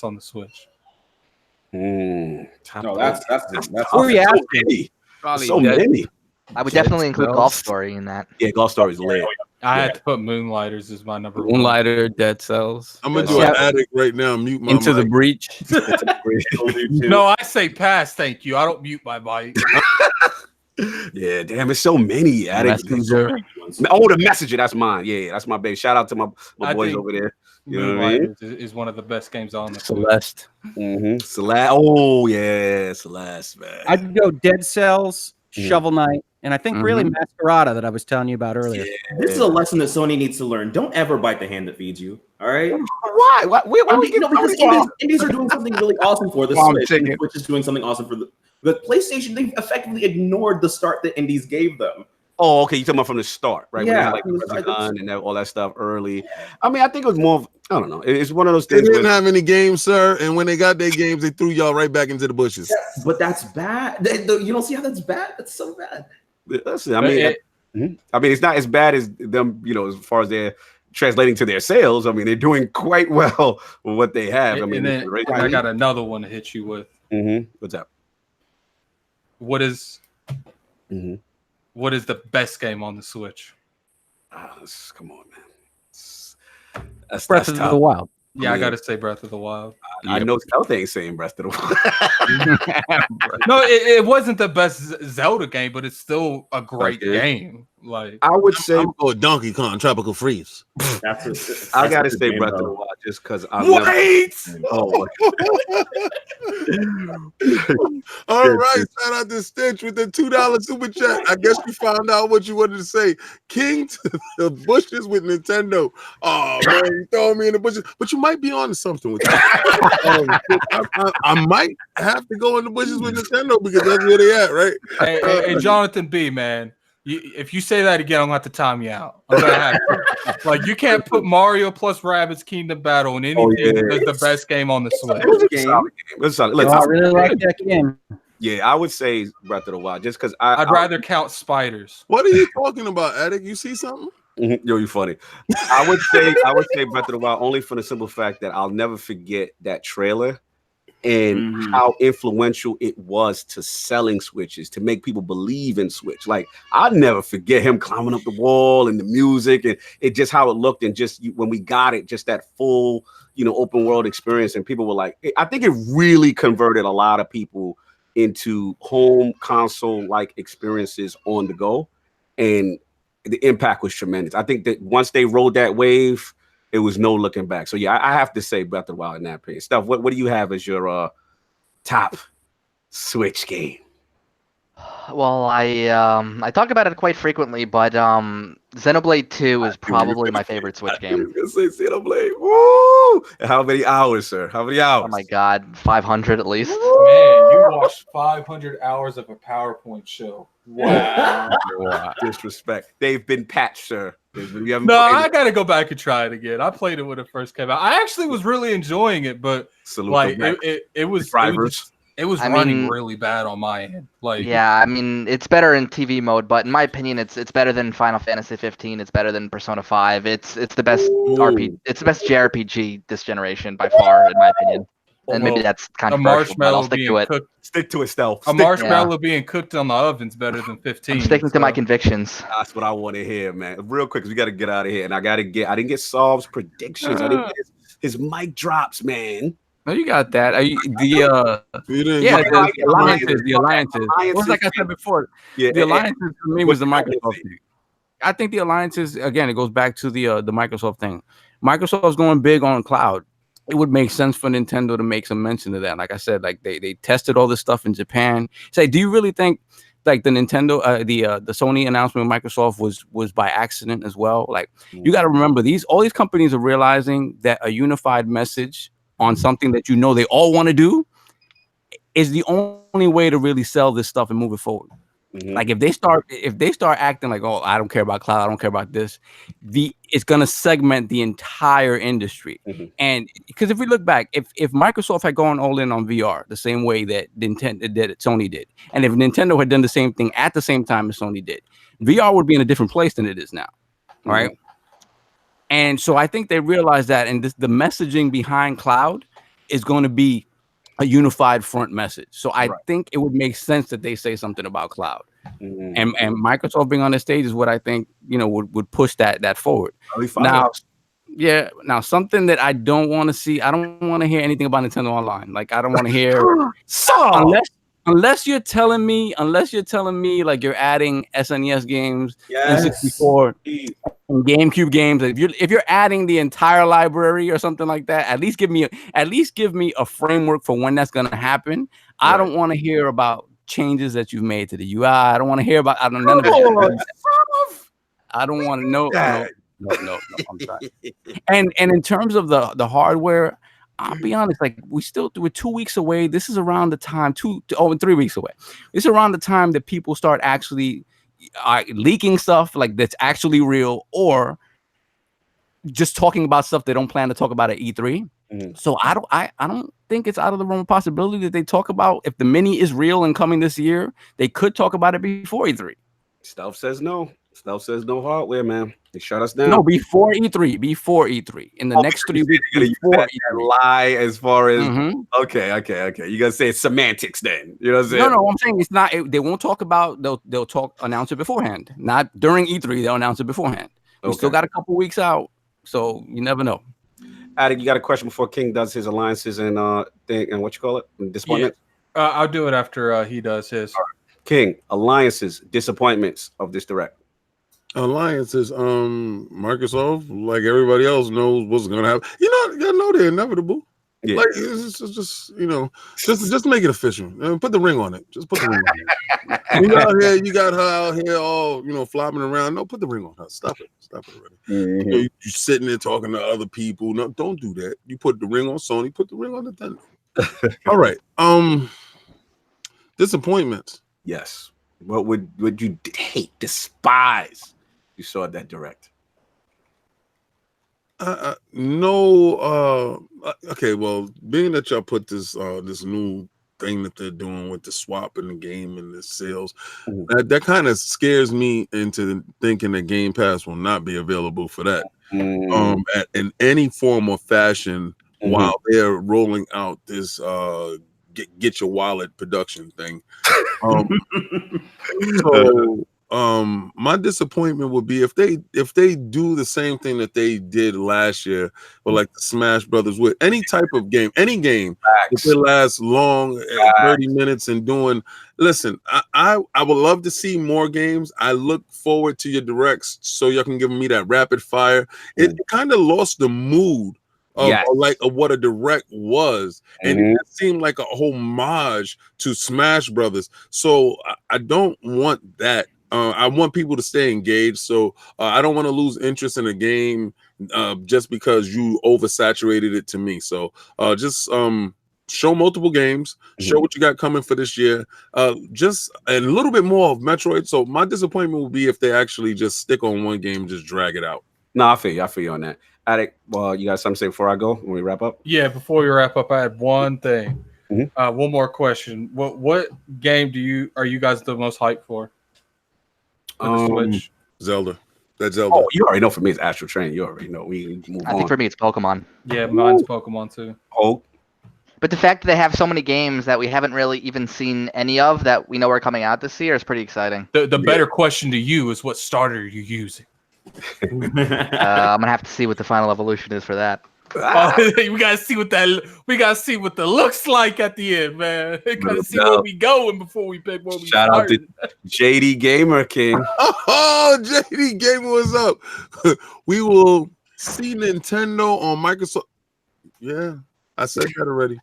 Like, I really honestly believe, and this is going into Sony show and Microsoft prediction show. I really honestly believe Sony bent the knee to show up on Microsoft stage. That's a mic drop moment, in my opinion. I believe that Nintendo can show up on Microsoft stage. What way can Microsoft really shut E3 down? They already preemptively shut it down early. So, yeah, I do. I agree with what you're saying, JD Gamer. Seriously, on all seriousness, we do appreciate everybody contributing to Super Chat, but I do, and I will hope that will happen because I would like us to get back to everybody, you know, like if you have a Nintendo, I go over your house if I don't have it, you know, and all this bickering in between systems is not really necessary. No doubt. Hoeg, did you say your most anticipated game? No, I didn't. It's probably Pokemon, although I didn't particularly love the Direct so far. I'm looking forward to seeing what else they've got in terms of that game. No doubt. Solve. For me, you'd be surprised. I think it's Ultimate Alliance for me. Like, I'm gonna be honest, just because I wasn't a big fan of the other ones, but that, you know, that new hero camera angle, like that sort of third person behind the back thing, like I prefer to play games like that. So that for me, it has me really excited about that game. And I wouldn't even be mad if they milked me for DLC for extra characters. Oh yeah, you know I'm all in on that. I'm all in. Just the big box of that, but mine is that Zelda. Shout out to Game Informer. They're doing a tremendous expose on it right now. So Miles Morales in there, man. It looks like they've got a lot of characters. So I'm definitely that's something I forgot about Ultimate Line. Man, that looks good.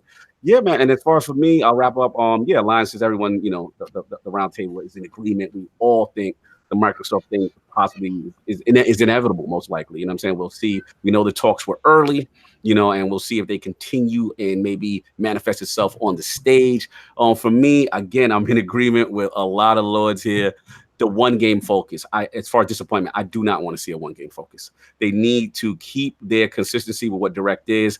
Bam, bam, bam. Title. You know, if you're gonna spend, you know, have a lot of time on one, you know, five minutes maybe. You know what I'm saying, but not that in-depth stuff that they did with Smash. I think there's gonna be a 2-game focus. Oh, that would annoy me. That will make me get up and go. There'll be like a 2-game focus with a couple games announced at the very end of it, and they're gonna close out with it. I know Hoeg's not gonna be happy. I don't want a Labo focus.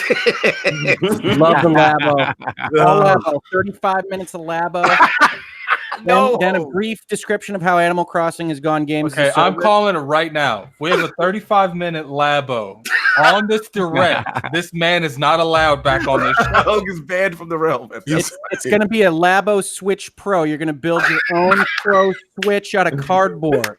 I'm dead. It's going to be glorious. They sent me the prototype. I got it in the mail yesterday.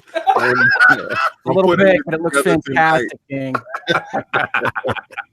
They got the new controllers. This is the new controllers that you do. God, I'm done with you.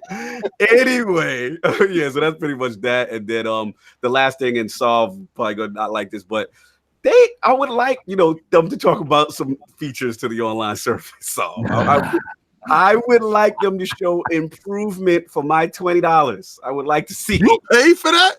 Yeah, I pay for how much you pay for that, but then buy Pokemon, bro. Yeah, why? Because Pokemon didn't bring the price down. Pokemon didn't bring the price down. Until you show me where the price is down on Pokemon. What are you playing on that online? Oh yeah, bro. Combat 11, brother. We out here. We fighting. Got that crispy new D-pad that I had to get third party since no mini. All right, that's the Zelda D-pad. That's the Zelda. Yeah, but I had to keep it. Listen, put your Switch down. Here's the problem. This is why we need a mini. This is a D-pad. This is a D-pad. You said this is why we need a mini. Stuff that's not a D-pad. So I would love a mini. I would love some hardware. I doubt. Now you know the mini gonna come with a D-pad. Hey, if it's portable, background talks. If it's portable, we can get rid of. Give him the same D-pad he got now that he can't switch out. Thank you. Listen, you got the big boy for that functionality, right? You got all that stuff that you need. If you want to cut costs, take out the Amiibo sensor thing, take out the Joy-Con and just make it a more, You know, you gotta preface yourself that you have been brought out by Nintendo, Oh right? my god! When you talk, you just gotta make sure that you put the TM in the corner. You can TM by Nintendo. I don't hear nothing you got to say. You spawn waving me. Damn! Spawn wave with last prediction series. You're ridiculous. Anyway, that's all I got on the prediction series. First of all, salute to the realm. Lord Arekkz, he had to leave a little early. Lord Stealth40k, Lord Hoeg, Lord Potentially Perfect in the realm, concluding the E3 2019 prediction series. So let's start off with Lord Stealth. Tremendous takes, outstanding knowledge. Where can the fine people find you? What you have going on, sir? They can find me on Twitter at Stealth40k, and thank you for reminding me that I used to have the underscores. I didn't realize you were researching me that much. Yes, I was. LordCognito comes prepared. He knows everything. Dude, it's an absolute pleasure, man. You know you are welcome back in the realm of the Lords anytime. Again, tremendous takes, learned a lot, man, and it's good to see. One day we're gonna get this YouTube channel, Lord Stealth, man. I'm waiting, man. Someday. My full-time job is kind of making that impossible right now. I hear you, man. I hear you. It would be great to have you back after the direct as well, just to see how compare notes a little bit and see what happens. So that would be great. But again, yeah, sounds good. Iron Lord, salute. Lord Hoeg, man, coming in our 11th hour. Also, I forgot to salute Mr. Negative. He couldn't make it. He was very sick with his voice, but Lord Hoeg stepped up in the 11th hour as a true Lord of the realm, coming through the hottest takes. Labo was in the building. We got legal representation on partnerships and agreements. Virtual legality was in session. Where can the fine people find you? What do you have going on, sir? That's right. You know, since I started coming on here, I have more stuff to pitch now rather than just legal services. Yeah, no, absolutely. People can follow me on Twitter at HoegLaw and on my YouTube channel, which is also youtube.com/HoegLaw, where I do virtual legality. I do talk about the Microsoft Sony alliance. I did an hour-long page turn of the Apple versus Pepper Supreme Court decision about who can sue who in the App Store. Some fun stuff there. Nice. If you like that kind of business and law, counterpoint.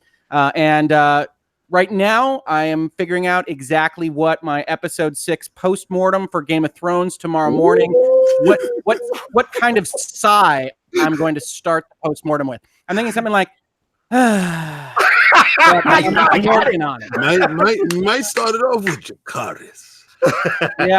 Yeah. Well, let's just say, I think you said if you get a 35-minute labo, then I'm not allowed back on the program. I think if I start doing a post-mortem series on your favorite television show, you might just want to have me assassanated. I don't have a lot of good luck with it. And don't you dare talk about Game of Thrones. You're not allowed to. We're ending it. Yeah, it's over. We're past the Rubicon. It's fine. Anyway, check that out. Yeah, I'm doing postmortems on Game of Thrones and pop culture, virtual legality. Thank you so much for having me. Thank you, sir. An absolute pleasure. Hilarious and drops knowledge at the same time. And of course, the young Lord of video production. And shout out to Lord Delapo for the tremendous pre-video hype. If you want to know who's got us hyped for all these prediction series, that is this man, Lord Delapo, back in the realm, doing his thing. Where can the fine people find you? What do you have going on, sir? Yeah, they can find me pretty much everywhere. I'm doing Twitter, Instagram, LinkedIn. If you're looking for a video production guy, what are those on Twitters and Instagrams? So what are the names? We don't know. Yeah, so it's under Delapo-ish now because I'm refocusing under my production work and what I do with that kind of stuff. And so it's still it's still gonna be video game based, but it's just focus on like the production that I put into my videos and like No, I feel that. What about the amazing Hero Unlock series? What characters that's Drake recently? Yeah, that's going to be on YouTube at Potentially Perfect. I'm also refocusing on that, making sure that I like the characters that I'm doing. Because yes, we need that.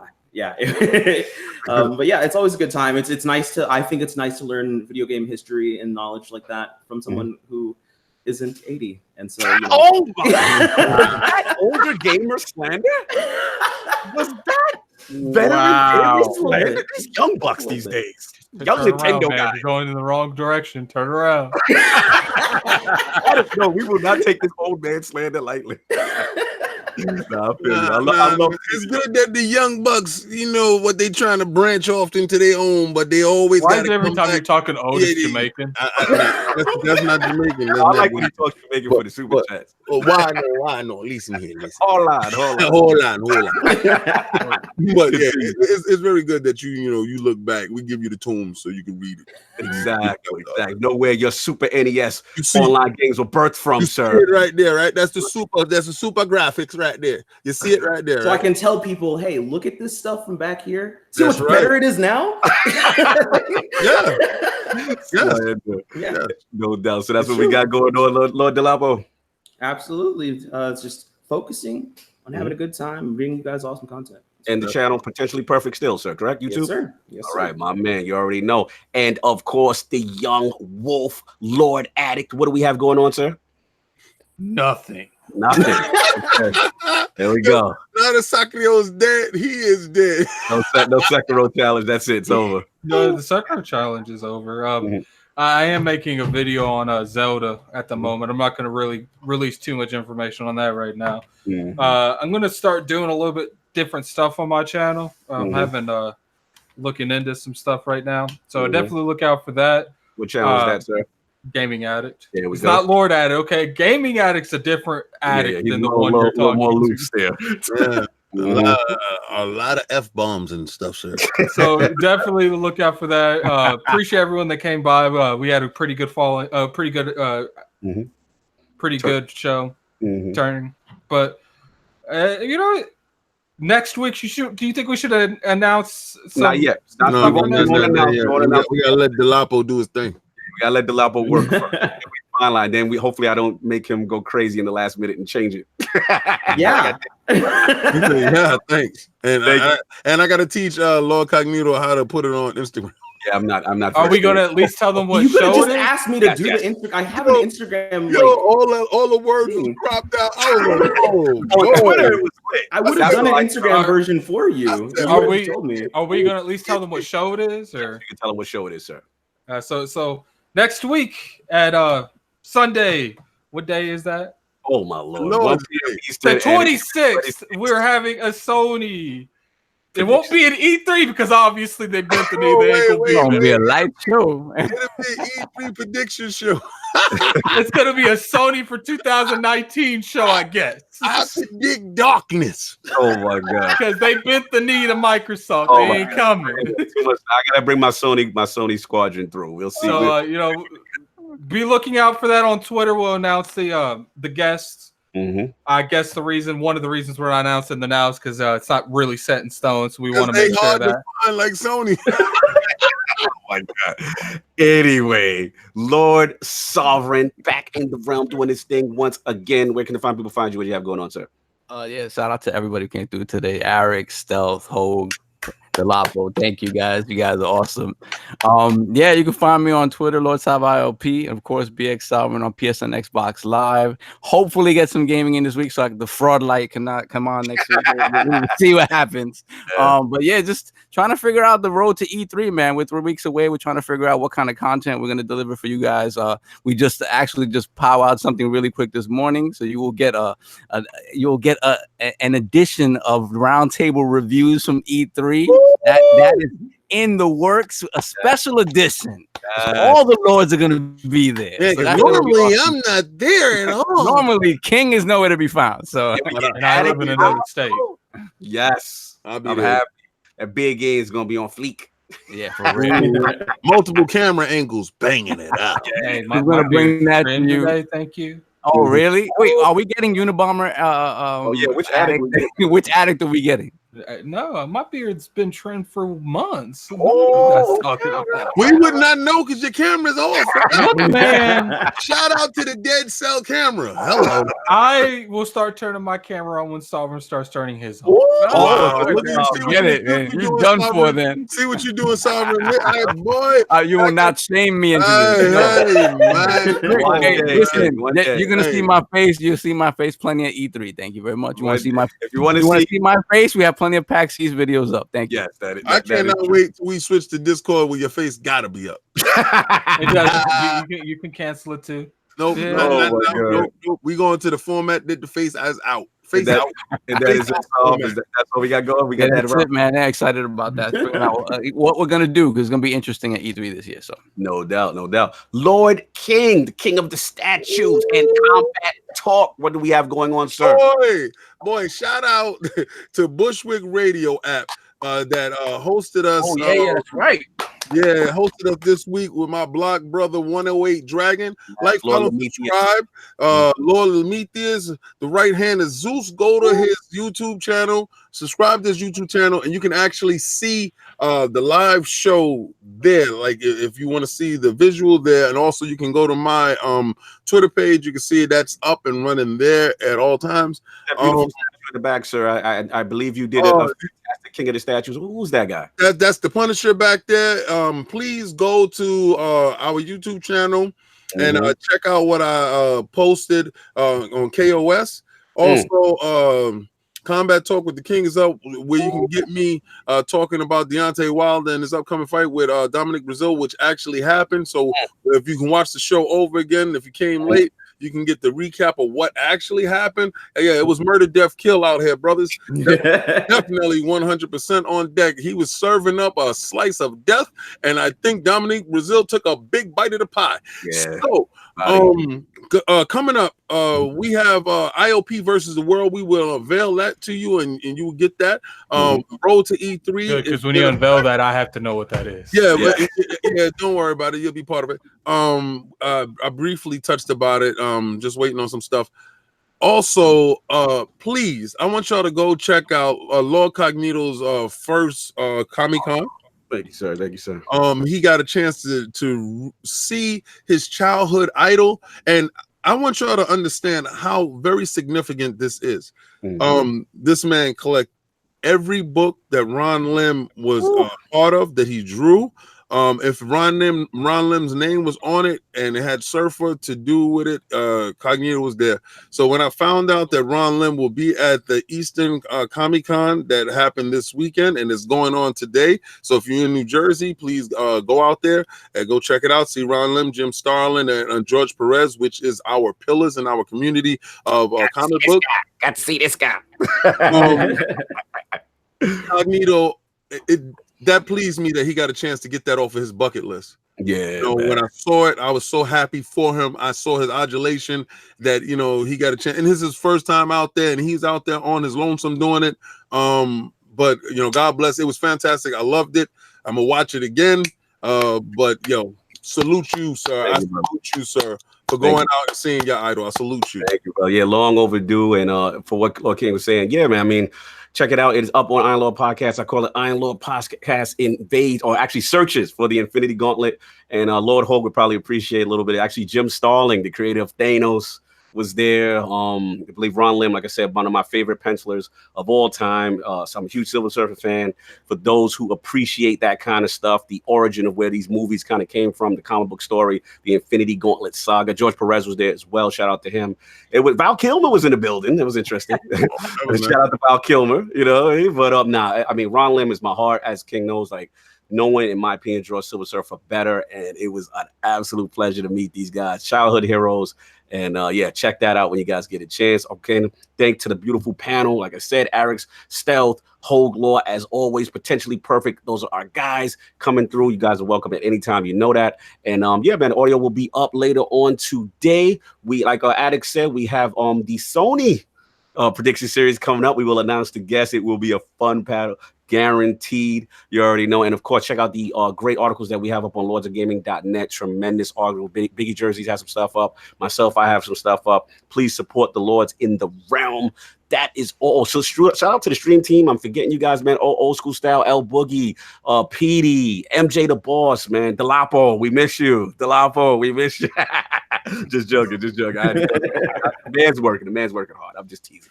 But salute everybody in the realm. The turnout was fantastic. We'll see you guys next Sunday. Peace.